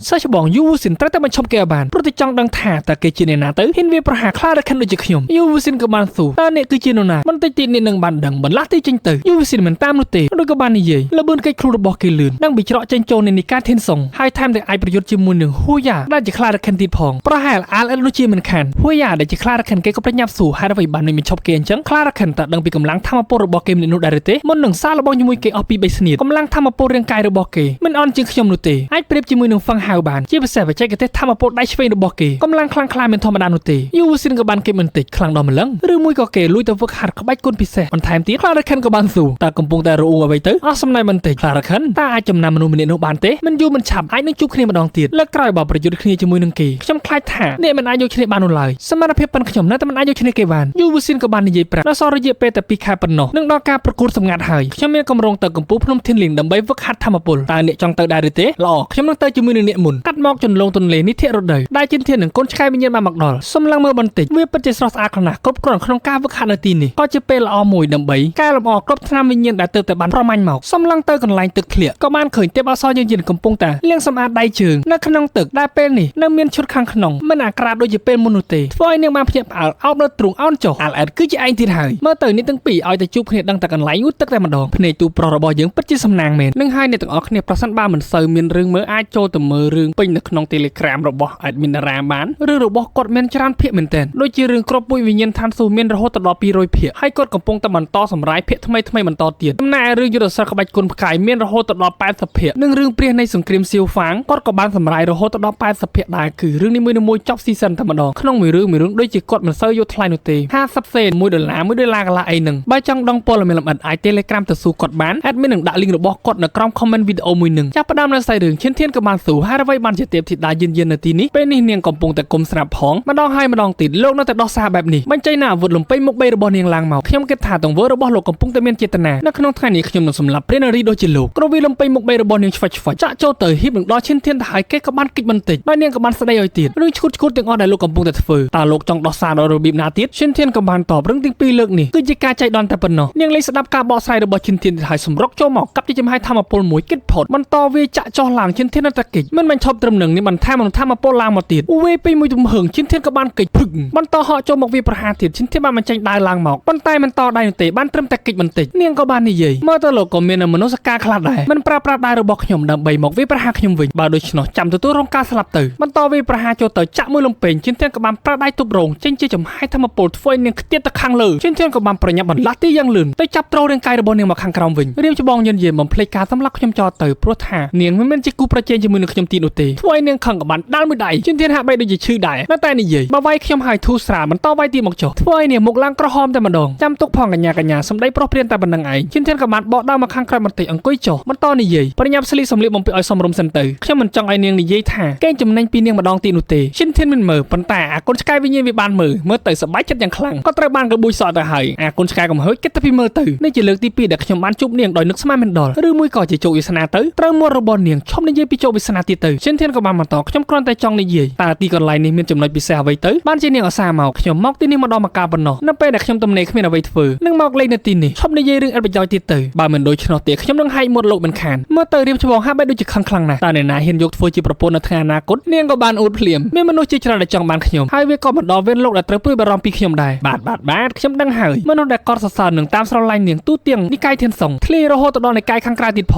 ងនឹងមានមនុស្សម្នាក់ដែលល្បីចង់រៀបការជាមួយនឹងនាងឈិនធានហាក់បីដូចជានិយាយច្រើនពេកហើយតើលោកដឹងរឿងនេះដោយរបៀបណានាងក៏បានងាកមកអង្គុយខាងនេះម្ដងច្បាស់ជាចាស់ទុំទាំងពីរនាក់នោះមិនខានឈិនធានក៏បន្តនិយាយមនុស្សម្នាក់នោះមិនអាក្រក់នោះទេឋានៈជាព្រះអង្គម្ចាស់ថែមទាំងជាអ្នកប្រាជ្ញថ្នាក់ទី9ទៀតផងនោះគឺជាអាពាហ៍ពិពាហ៍ដ៏អស្ចារ្យដែលមនុស្សស្រីគ្រប់គ្នាប្រាថ្នាចង់បាននាងក៏បានបន្តនិយាយទាំងស្រងត់ស្រងាត់ត្រឹមត្រូវហើយមិនថាខ្ញុំមានអ្នកកត់សរសើរប៉ុន្មានអ្នកនៅក្នុងនិកាយធានសុងនោះទេវាក៏មិនមែនជារឿងដ៏អស្ចារ្យដែរព្រោះតែខ្ញុំបានចាប់អារម្មណ៍ទៅលើសិស្សនៃនិកាយធានសុងម្នាក់ដែលឋានៈរបស់គេគឺតូចតាចតែប៉ុណ្ណោះបើប្រៀបនឹងព្រះអង្គម្ចាស់ដែលជាអ្នកប្រាជ្ញថ្នាក់ទី9គឺដាច់ពីគ្នាស្រឡះជាធានហាក់បីដូចជាចង់សួរអ្វីម្យ៉ាងប៉ុន្តែមិនហ៊ាននោះទេព្រោះថាពួកគេទាំងពីរនាក់មានអ្វីលាក់បាំងរៀងខ្លួនជាធានក៏បាននិយាយពីការប្រកួតប្រជែងនៅក្នុងអាណាចក្រសម្ងាត់នៅថ្ងៃខាងមុខបានជាខ្ញុំឡើងមកកំពូលភ្នំធានលីងដើម្បីវឹកហាត់កម្លាំងធម៌ពលបន្ថែមទៀតនៅតាមផ្លូវខ្ញុំក៏បានចម្រាញ់នៅថ្នាំគ្រាប់ពូសត្វវិញ្ញាណជាច្រើននិងរកកន្លែងដែលល្អដើម្បីកែលម្អវាទីបំផុតក៏បានជួបនឹងរៀមច្បងដូច្នេះរឿងទាំងអស់ខ្ញុំគ្មានចេតនានោះទេបន្ទាប់ពីស្ដាប់ការបកស្រាយរបស់ជាធាននាងក៏បានយល់ភ្លាមនោះជាធានក៏បានប្រកល់នៅគ្រាប់ថ្នាំដែលបានចម្រាញ់ពីសត្វវិញ្ញាណឲ្យទៅនាងទុកជាការសុំទោសហើយជាការអរគុណផងដែរសម្រាប់ដាវលីងសៀវរបស់នាងបន្ទាប់ពីពួកគេទាំងពីរនាក់ត្រូវរើគ្នាហើយអាកូនឆ្កែកំហួយក៏បានមកដល់លោតចូលទៅលើផ្លូវដ៏ស្រលូនទាំងពីររបស់នាងឈិនធានក៏បាននិយាយព្រះយេស៊ូវយ៉ាងក៏បាននិយាយនាងបានមកនិកាយធានសុងដើម្បីកិច្ចវេះពីអាពាហ៍ពិពាហ៍លោកមិនចាំបាច់ព្រួយបារម្ភពីខ្ញុំនោះទេប្រសិនបើនាងពិតជាមិនចង់រៀបការគ្មាននរណាម្នាក់អាចបង្ខំនាងបាននោះឡើយព្រោះថាព្រះយេស៊ូវយ៉ាងបានស្នើខ្ញុំឲ្យធ្វើជាមេដឹកនាំវ័យក្មេងបន្ទាប់មកនឹងរៀបការជាមួយនឹងនាងបន្ទាប់ពីការប្រកួតប្រជែងពេលនោះខ្ញុំបានបដិសេធមិនធ្វើជាមេដឹកនាំនៃនិកាយធានសុងគាត់ក៏បានខឹងជាមួយនឹងខ្ញុំយ៉ាងខ្លាំងនាងក៏បានសរសើរព្រះយេស៊ូវយ៉ាងពិតជាបានគិតគូរយ៉ាងល្អិតល្អន់មែនឈិនធានក៏បានបន្តនិយាយទៀតមេដឹកនាំវ័យក្មេងនៃនិកាយធានសុងវាគ្រាន់តែជាអត្តសញ្ញាណតែប៉ុណ្ណោះដរាបណាមានកម្លាំងធម៌ពលគ្រប់គ្រាន់ខ្ញុំអាចបំពេញតាមការណែនាំរបស់ព្រះយេស៊ូវយ៉ាងបានសេចក្តីសប្បុរសរបស់ព្រះយេស៊ូវយ៉ាងខ្ញុំពិតជាកោតសរសើរចំពោះគាត់ខ្លាំងណាស់ប៉ុន្តែលោកមិនត្រូវធ្វើដោយសារតែពាក្យណែនាំរបស់ពួកគាត់នោះទេនាំតែធ្វើឲ្យខ្លួនធ្លាក់ទៅក្នុងគ្រោះថ្នាក់រឿងគ្រួសាររបស់ខ្ញុំអាចដោះស្រាយដោយខ្លួនឯងបានឈិនធានជាមួយនឹងសមត្ថភាពរបស់លោកអាចក្លាយទៅជាមេដឹកនាំនៃកាយវ័យក្មេងនិងគ្រប់គ្រងអាណាចក្រទាំងមូលផងដែរអនាគតដ៏អស្ចារ្យរបស់លោកគ្មានហេតុផលអ្វីដែលត្រូវស្លាប់ក្នុងកំដាប់ដៃរបស់ពូរាជវង្សនោះទេឈិនធានក៏បានតបខ្ញុំនៅតែធ្វើទោះបីជាចាស់ទុំទាំងពីរមិនបានបញ្ជាក៏ដោយខ្ញុំត្រូវតែការពារនាងបន្ទាប់ពីឮបែបនោះទេពអប្សរយឺននាងក៏បានរំភើបយ៉ាងខ្លាំងសម្រួលអារម្មណ៍បន្តិចងាកមកវិញខ្ញុំមិនយល់ស្របនោះទេ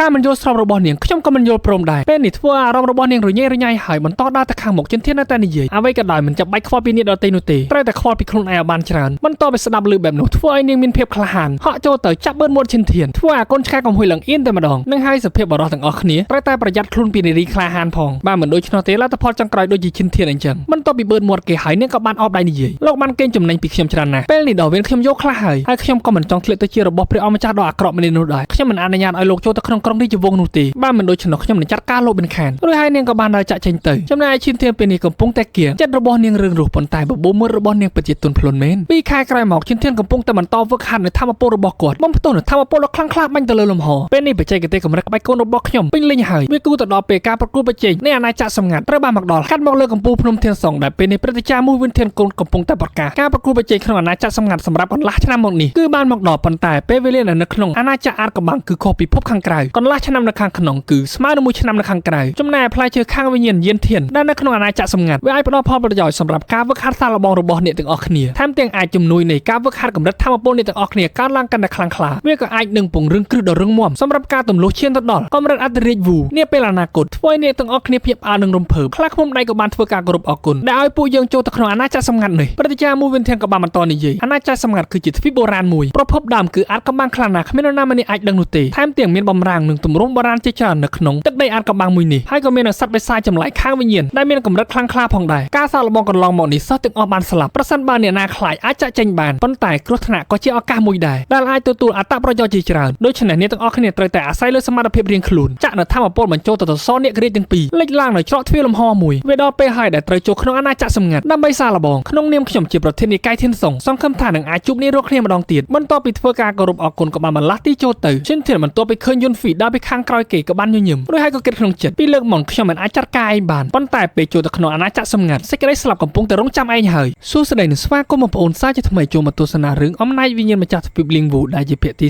49បន្ទាប់ពីឈិនធានចូលមកដល់អាណាចក្រសម្ងាត់អន្តរាជជាងឡើងក៏បាននិយាយអាណាចក្រសម្ងាត់នេះពិតជាទ្វីបបុរាណមែនសូម្បីតែសៅមូសក៏មិនអាចចេញមកខាងក្រៅបានខ្ញុំក៏ដូចគ្នាគ្រាន់តែអាចចូលក្រោមធម្មពលរបស់អ្នកតែប៉ុណ្ណោះឈិនធានក៏នៅតែ តែឆ្ងល់ការហាមឃាត់ពីទ្វីបបុរាណមិនឲ្យលោកចេញមកខ្ញុំអាចយល់ប៉ុន្តែហេតុអ្វីសៅមួយមិនអាចចេញមកបានឬមួយក៏មិនឲ្យសត្វចម្លែកចូលមកអន្តរិជាងឡាវក៏បានតបប្រហែលវាជាការរៀបរៀងរបស់ទ្វីបបុរាណខាងក្នុងមិនឲ្យសត្វខាងវិញ្ញាណចេញមកអាលអត្រូវតែប្រយ័ត្ននៅចន្លោះក្បែរនេះហាក់បីដូចជាមានអ្វីចម្លែកឈិនធានក៏បានគ្រវាសមួយដៃចេញលេចឡើងនៅយុនហ្វីនៅទីនោះមើលទៅឯងមិនធម្មតានោះទេក្នុងការស្តាននៅធម្មពលឡើងមកវិញដល់យុនហ្វីគេមិនតប៉ែច្រើននោះទេមិនឆេះនៅធម្មពលឡើងឯងត្រូវតែស្លាប់សម្រុកចូលទៅទេពេញមួយទំហឹងហ៊ីបដល់ឈិនធានទៅហើយពេលនោះមូវ៉ាន់ដែលជាកូនប្រុសរបស់ព្រឹទ្ធាចារ្យមូវិនធានគេក៏បានខាត់ឈូយុនហ្វីការសាឡបងទៅចាប់ផ្ដើមខ្ញុំសូមណែនាំឲ្យអ្នកអត់ធ្មត់បន្តិចសិនទៅដោយវត្តមានមិត្តភ័ក្តិហើយនឹងស្រីស្នេហ៍របស់ឈិនធានក៏បាននៅទីនោះដែររួមទាំងសិស្សនៃនិកាយថនសងជាច្រើនក៏បានបង្ហាញខ្លួនយូវស៊ីនក៏បាននិយាយឈិនធានទឹកដែលអាណាចក្រសម្ងាត់គឺគ្រោះថ្នាក់ខ្លាំងណាស់គ្មានអ្នកណាអាចទីទុកមុនបាននោះទេយល់ល្អក៏អាចចូលរួមដំណើរជាមួយនឹងពួកយើងបានដែរយុនហ្វីគេក៏បានសួរយូវស៊ីនតែឯងនិយាយចង់មានន័យថាយ៉ាងម៉េចឯងដឹងហើយឬក៏ធ្វើល្ងងឬមួយក៏ចង់ឲ្យខ្ញុំបង្រៀនទៀតធ្វើឲ្យយុនហ្វីចង់គៀងឈិនធានក៏បានធ្វើការគ្រប់ចំពោះសេចក្តីសប្បុរសរបស់សម្លាញ់វូស៊ីនប៉ុន្តែខ្ញុំទម្លាប់នៅម្នាក់ឯងទៅហើយបើទៅជាមួយនឹងអ្នករស់គ្នានឹងតែបង្កបញ្ហាតែប៉ុណ្ណោះយ៉ាងណាមិញមនុស្សដែលចង់សម្លាប់ខ្ញុំគឺមានច្រើនខ្លាំងណាស់បន្ទាប់ពីលឺឈិនធាននិយាយបែបនោះទៅហើយយូវស៊ីនគេក៏បាននិយាយថែខ្លួនផងភ្លាមនោះឈិនធានក៏បានស្នើសុំរឿងមួយតែឯងនាំមិត្តភក្តិទាំងពីររបស់ខ្ញុំទៅជាមួយបានទេអ៊ីវ៉ាន់នាងក៏បានចាប់ដៃរបស់ឈិនធានខ្ញុំចង់ទៅជាមួយនឹងលោកខ្លាឃ្មុំដៃក៏បាននិយាយដូចគ្នាព្រោះតែយើងគឺជាមិត្តភក្តិល្អដូច្នេះតែខ្ញុំទុកឲ្យមិត្តសម្លាញ់ទៅម្នាក់ឯងដោយរបៀបណាឈិនធានក៏បានបញ្យល់ប្រាប់អ៊ីវ៉ាន់ត្រូវតែស្ដាប់ខ្ញុំប្រញាប់ទៅជាមួយនឹងរៀបច្បងយូវស៊ីនភ្លាមទៅលឿនឡើងនេះទាំងពីរតោះប្រញាប់ធ្វើដំណើរភ្លាមទៅឈិនធានក៏បានធ្វើការគ្រប់អរគុណម្ដងទៀតដែលបានឲ្យអ្នកទាំងពីរទៅជាមួយអ៊ីវ៉ាន់មុននឹងចាក់ចេញក៏បានប្រែផ្ដាំលោកត្រូវតែប្រុងប្រយ័ត្នមើលថែខ្លួនផងអ៊ីវ៉ាន់ដើរចេញទៅតែបើសយិនក៏បានដើរចូលទៅរកឈិនធានយុនហ្វីបន្ទាប់ពីឃើញនាងក៏បាននិយាយយិនរឿងរវាងពួកយើងទាំងពីរប្រហែលជាមានការយល់ច្រឡំបន្តិចបន្តួចហើយការសាឡបងម្ដងនេះខ្ញុំនៅតែមានសង្ឃឹមតើនាងអាចទៅជាមួយនឹងខ្ញុំបានទេយិននាងក៏បានតបអ្នកណាចង់ទៅជាមួយនឹងលោកបន្ទាប់ពីបានឃើញនាងដើរឈរទៅក្បែរឈិនធានធ្វើឲ្យគេខឹងរឹតតែខ្លាំងចង់អោលចេញទៅ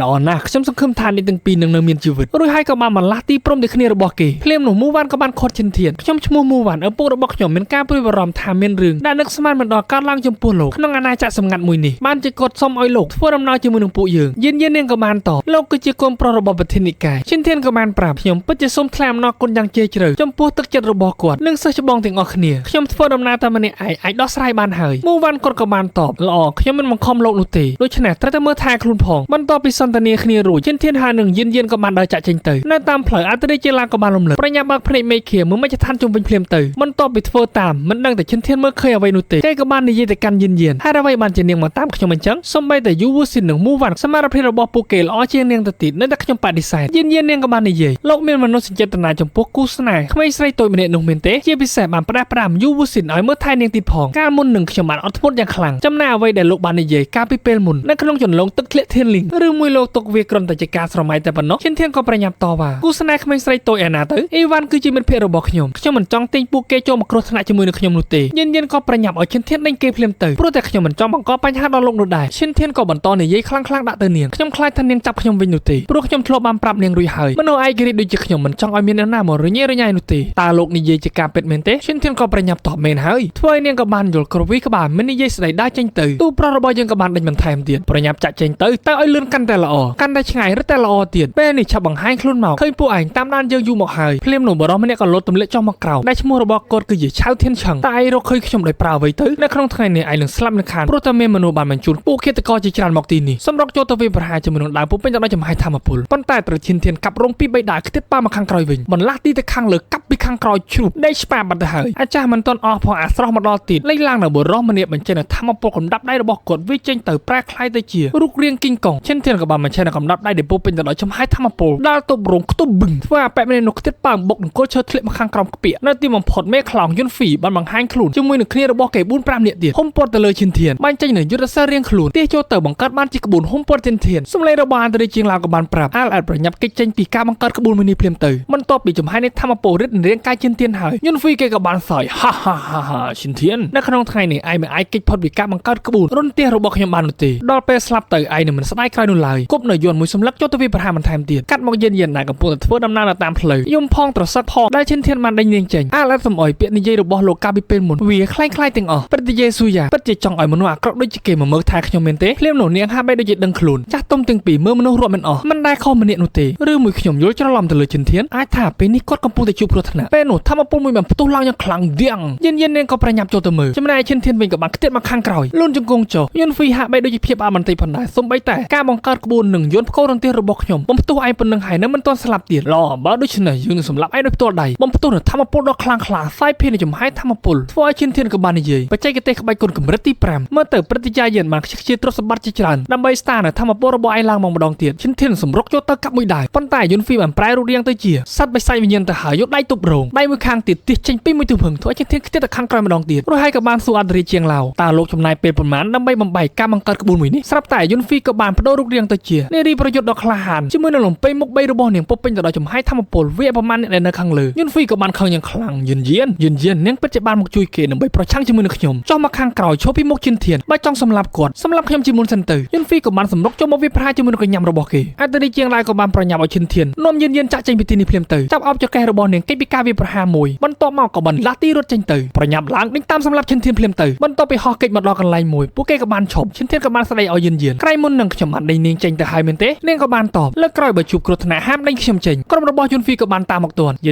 ានខ្ញុំនឹងផ្ដល់ឱកាសឲ្យនាងចុងក្រោយមួយព្រមធ្វើជាស្រីរបស់ខ្ញុំទៅបើមិនដូច្នោះទេនាងនឹងស្លាប់ជាមួយនឹងគេមិនខានយាននាងក៏បានចង្អុលមុខយុនហ្វីខ្ញុំមិនដែលគិតថានាងនឹងមានអបាយកលអាក្រក់បែបនេះនោះទេពិតជាទង្វើគួរឲ្យស្អប់ខ្ពើមែនបើខ្ញុំមិនអាចយកនាងបានគ្មាននរណាម្នាក់អាចស្រមៃថាបាននាងនោះទេប្រញាប់ឡើងសម្រាប់គូស្នេហ៍នេះភ្លាមទៅបន្ទាប់ពីឃើញបែបនោះនៅចាំអ្វីទៀតឈិនធានក៏បានចាប់ដៃយានហោះចាក់ចេញចូលទៅក្នុងដែនហាមឃាត់ទ្វីបបុរាណយុនហ្វីក៏បានឲ្យគ្នាគេឈប់សិនតើមានអ្វីមែនទេសិស្សច្បងបើកភ្នែកពិសេសរបស់គេសម្លឹងទៅក៏បានឃើញនៅក្បួនមួយការបង្កើតក្បួនទ្វីបបុរាណធ្វើឲ្យគ្នារបស់គេក៏ភ្ញាក់ផ្អើលបន្តិចហ៎តើពួកយើងគួរតែធ្វើអ្វីបន្តទៀតទៅយុនហ្វីក៏បានតបមានតែការចូលទៅក្នុងការបង្កើតក្បួនបុរាណនោះទេគឺជាវិធីតែមួយគត់ដើម្បីសម្លាប់ឈិនធាននឹងហើយអ្នកទាំងអស់គ្នាបើមានពាក្យពេចន៍លើសលួសខ្វះចន្លោះកន្លែងណាក៏សូមអធិស្ឋានផងព្រោះថាអាចមានសម្រាប់ទៅតាមសាច់រឿងនោះទេចូលមកទស្សនារឿងអំណាចវិញ្ញាណម្ចាស់ទ្វីបលីងវូដែលជាភាគទី50ឈិនធានហើយនឹងយានបន្ទាប់ពីចូលមកក្នុងក្បួនទ្វីបបុរាណក៏បានពូនៅខាងក្រោយគល់ឈើធំមួយដោយមានមនុស្សមេអ្នកកំពុងតែតាមរកពួកគេទាំងពីរនាក់យុនហ្វីហើយនឹងយូហៅពួកគេមិនតាមមកទេដូច្នេះខ្ញុំត្រូវតែចាត់ការ3នាក់នេះគាត់ក៏ដៃបន្តិចបំរុងនឹងចាត់ការទៅហើយសម្លេងរបស់អន្តរាជាងឡៅក៏បានដាស់តឿនប្រញាប់រកវិធីចេញពីទីនេះឲ្យបានលឿនបំផុតព្រោះថាពេលនេះឯងកំពុងតែនៅក្នុងការបង្កើតក្បួនបុរាណវាហាក់បីដូចជាចម្លែកខ្លាំងណាស់តែអន្តរាមានអារម្មណ៍ថាដូចជាមានអ្វីខុសប្រក្រតីមែនទេចាប់នឹងដៃយានប្រញាប់រត់ចេញទៅលឿនឡើងធ្វើឲ្យ3នាក់នោះក៏បានឃើញឈិនធានឯងចង់រត់ទៅណាឈិនធានក៏បានតបទៅវិញខ្ញុំគ្មានពេលដើម្បីសម្លាប់ឯងនោះទេធ្វើឲ្យប៉ែនោះក៏បានខឹងយីសម្ដីលុយម្លេះចិត្តស្លាប់ទៅហើយភ្លាមនោះការបង្កើតក្បួនបុរាណក៏បានរំជួយឡើងធ្វើឲ្យគ្នារបស់គេដួលត្រឡប់ត្រលុះតើមានរឿងអ្វីកំពុងតែកើតឡើងទៅបានជាការបង្កើតមួយនេះលេចឡើងនៅចលនាដ៏ខ្លាំងក្លាធម្មពលរន្ទាក៏បានលេចឡើងបំផ្ទុះមួយធ្វើពួកគេខ្ទាតមកខាងក្រោយងើបឡើងមកវិញប្រញាប់ឡើងដាក់មេប្រូចតែម្ដងធម្មពលជាច្រើនបានបន្តធ្លាក់ចុះដូចជាគ្រាប់មីស៊ីលចំណែកយានក៏ប្រញាប់សួរឈិនធានតើនេះជាអ្វីទៅមែនហើយពេលនេះពួកយើងកំពុងតែឈ្លានពានចូលមកក្នុងការបង្កើតក្បួនបុរាណអន្តរាយ៉ាងឡាតើមានវិធីដោះស្រាយជាមួយនឹងការបង្កើតមួយនេះទេពេលនេះខ្ញុំកំពុងតែត្រូវការពេលវេលាខ្លះភ្លាមនោះអាពីនេះក៏បានរត់លឿនជាងឈិនធានហើយនឹងយានទៀតប៉ុន្តែចាល់ច្រកទៅហើយព្រោះថាការបង្កើតក្បួនបុរាណមានដែនកំណត់ចប់ហើយពួកយើងច្បាស់ជាស្លាប់មិនខានធម្មពលជាច្រើនក៏បន្តបាញ់ធ្លាក់ចុះមកខាងក្រោមទៀតពួកគេទាំងអស់គ្នាចាំបង្កើតទៀតហោះទៅខាងលើឈិនធានបីរាងកាយរបស់យានលោតមកដល់ខាងលើទៅហើយប៉ុន្តែមានតែចំហាយធម្មពលគួចយកអា3នាក់នឹងចូលទៅខាងក្រោមវិញធ្វើឲ្យពួកគេស្រែកពោពេញទៅដោយក្តីឈឺចុកចាប់សុំជំនួយពីឈិនធានជួយសង្គ្រោះពួកខ្ញុំផងឈិនធានហើយនឹងយានក៏បានមកលាស់ទីទៅបុកចំប៉ុន្តែក្បួនបង្កើតធ្វើឲ្យខ្ទាតយាន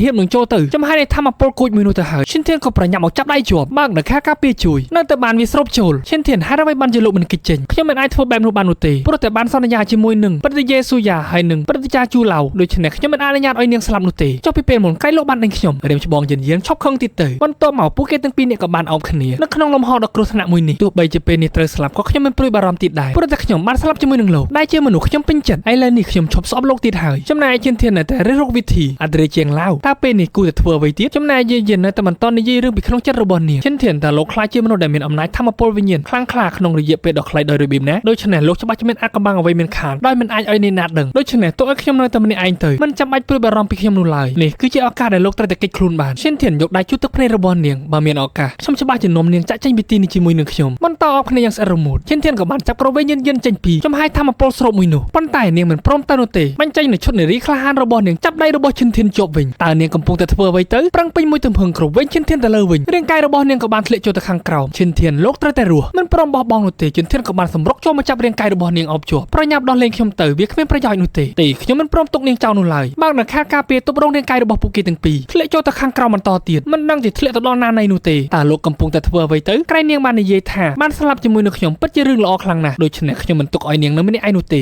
ឬមួយដោយសារតែលោកស្ដាប់ការណែនាំរបស់ព្រឹទ្ធាយាយស៊ូយ៉ាងនឹងលោកព្រឹទ្ធាចារ្យជឿឡៅទោះបីជាពួកគាត់មិនបានផ្ដែផ្ដាំក៏ដោយក៏ខ្ញុំមិនបោះបង់នាងចោលនោះដែរធ្វើឲ្យនាងរំភើបបន្តិចចាប់អោបរាងកាយឈិនធានទៀតហើយលោកពិតជាល្ងងខ្លាំងណាស់ឈិនធានក៏បានបញ្ចេញដាអន្តរិយបរិសុទ្ធឡើងមកទាចេញនូវធម្មពលធ្វើឲ្យនាងបានភ្ញាក់ផ្អើលប្រលឹងវិញ្ញាណអន្តរិយលោកពិតជាបានលាក់បាំងពិតមែនតែកុសលរបស់លោកបើស្លាប់ពិតជាគួរឲ្យស្រកស្ដាយខ្លាំងណាស់កុំអាលអស់សង្ឃឹមអីពួកយើងនៅតែមានឱកាសដើម្បីរស់ពេលនេះនាងបានសារភាពហើយ ហើយឈិនធានតាមเป็ดខ្ញុំចូលចិត្តលោកខ្លាំងណាស់ប្រសិនបើពួកយើងនៅរស់ខ្ញុំនឹងរៀបការជាមួយនឹងលោកខ្ញុំមិនខ្វល់ពីគ្រួសាររាជវង្សនិងអំណាចរបស់ពួកគេនោះទេដូច្នេះគ្មាននរណាម្នាក់អាចព្យាយាមបំបីពួកយើងបាននោះឡើយតែនេះគឺជាអ្វីដែលនាងចង់និយាយជាយូរមកហើយមែនទេប្រសិនបើលោកនៅរស់តែម្នាក់ឯងព្រោះថាពួកគាត់កំពុងតែរងចាំដើម្បីសម្រេចអ្វីមួយដូច្នេះលោកជួយប្រាប់ពួកខ្ញុំផងប្រាប់ថាខ្ញុំមិនយល់ស្របក្នុងការរៀបអភិសេកជាមួយនឹងគ្រួសាររាជវង្សនោះទេបានហើយឈប់និយាយទៀតទៅខ្ញុំមិនឲ្យនាងមានគ្រោះថ្នាក់នោះឡើយពួកយើងត្រូវតែរស់ទាំងពីរនាក់ធ្លាក់ចង់1លានម៉ោងទៅហើយមិនទាន់ដល់បាតទៀតយាននាងនៅតែបន្តនិយាយប្រសិនបើខ្ញុំរស់តែម្នាក់ឯងក៏មិនចង់បែកពីលោកនោះដែរខែលក៏បានបែកនាងក៏បានបាត់បង់ស្មារតីពេលនេះអឌ្រីក៏បានប្រើប្រាស់រាងកាយរបស់ឈិនធានចាប់បីនៅយានឡើងមកវិញអាលអត់ដើម្បីជួយជីវិតរបស់ពួកឯងព្រះចាអឌ្រីកំពុងតែប្រថុយជីវិតថែមទាំងនាងជាមកម្នាក់នេះអោបរត់យ៉ាងតឹងតើមានអ្វីកើតឡើងទៅអាកូនឆ្កែវិញ្ញាណកំហួយក៏បានបង្ហាញខ្លួនឡើងអាលអត់ឯងដឹងពីទីតាំងកន្លែងនេះមានផ្លូវចេញដែរឬទេប្រញាប់នាំខ្ញុំទៅឲ្យលឿនឡើងវាក៏បានម៉ែមកចង្អុលទៅខាងមុខវាគ្រាន់តែជាសំណល់នៃការបង្កើតក្បួនបុរាណបញ្ចេញនូវធម៌ពលរបស់គាត់បាញ់ចូលទៅក្បួនមួយនោះផ្ទុះឡើងបង្ហាញនូវច្រកចេញហើយការងារលំបាកជាច្រើនទសវត្សរ៍បែរជាត្រឡប់ទៅសម័យបុរាណវិញអាលអត់ឯងពិចិននំទុកដល់អាឌ្រីដូចជាយើងមែនព្រោះហើយក៏បានចេញពីការបង្កើតក្បួនមួយនោះបន្ទាប់ពីពួកគេទាំងពីរនាក់បានដឹងខ្លួនមកវិញពេលនោះឈិនធានក៏បានកេងនៅលើដើមទ្រូងរបស់យាន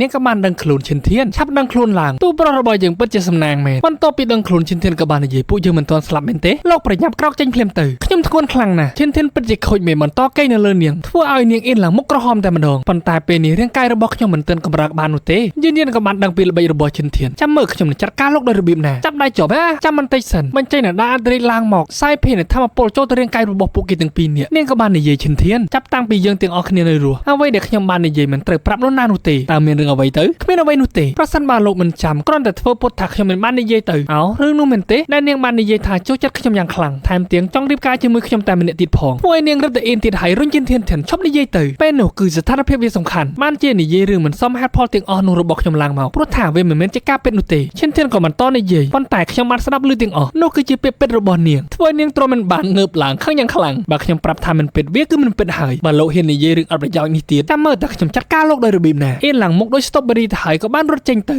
ឈិនធានក៏បានតាមពីក្រោមយានតែនាងចង់ទៅណាហើយអ្វីបានជានាងនិយាយផ្លាស់ប្ដូរលឺម្លេះនាងក៏បានបន្តឌឺដាក់ឈិនធានព្រោះតែពេលនោះខ្ញុំចង់ឲ្យលោកការពារខ្ញុំមើលទៅឈិនធានខឹងយ៉ាងខ្លាំងបន្ទាប់ពីនាងនិយាយបែបនោះស្រាប់តែយានហក់មកភ្លាមបឺនមាត់ឈិនធានទៀតហើយអាចមានតែដឹងនិយាយថាម៉េចហ្មងឡើងភីងតែម្ដងមើលតើអ្នកណាខ្លះចង់ដូចជាឈិនធានកុំភ្លេចខមមិនម្នាក់មួយផងអាចមាននឹងជូនពរឲ្យបានគូឆាប់នេះជាការអរគុណសម្រាប់ការជួយសង្គ្រោះខ្ញុំយាននឹងលេងខូចគេហ្មងនឹងឲ្យបានអេដមីននិយាយថានាងគឺជានារីក្លាហានពេលនេះឈិនធានមាត់នឹងឡើងខ្លាញ់តែម្ដងចុះលើកនេះអាចចាត់ទុកថាពិតប្រាកដដែរឬទេនាងនៅតែឌឺវាក៏ខ្លាញ់ដែរឈិនធានក៏បានមកកាក់មុខនាងចាប់ច្របាច់មុខយកតែម្ដងបើលើកនេះខ្ញុំនិយាយថាវាជាការពិតតែនាងចង់ធ្វើអ្វីខ្ញុំរួចហើយក៏បានរត់ទៅនាងក៏បានដេញតាមលោកបានកេងចំណេញខ្ញុំម្ដងទៀតហើយឈប់សិនខ្ញុំនឹងវាយលោកសំឡេងរបស់ពួកគេទាំងពីរសើចយ៉ាងសប្បាយរីករាយកងរំពងពេញតែក្នុងព្រៃបើនាងមានសមត្ថភាពវាយខ្ញុំមកនៅតាមផ្លូវក្នុងព្រៃដដែលយាននាងក៏បានសួរឈិនធានតើពួកយើងអាចមានឱកាសចេញទៅខាងក្រៅបានដែរឬទេពិតមែនហើយចុះបន្ទាប់ពីចេញទៅខាងក្រៅតែយ៉ាងម៉េចដៃអោបចង្កេះរបស់នាងទៀតហើយភ្លាមនោះស្រាប់តែឮសំឡេងអ្វីម្យ៉ាងងាកទៅហេតុអ្វីបានជាមានវិមានបាក់បែកនៅទីនេះតោះប្រញាប់ចូលទៅមើលកាន់ដៃរបស់យានដើរចូលទៅខាងក្នុងបន្ទាប់ពីពួកយើងបានគេចចេញពីការបង្កើតក្បួនបុរាណបន្ទាប់មកតើពេលនេះពួកយើងនៅឯណា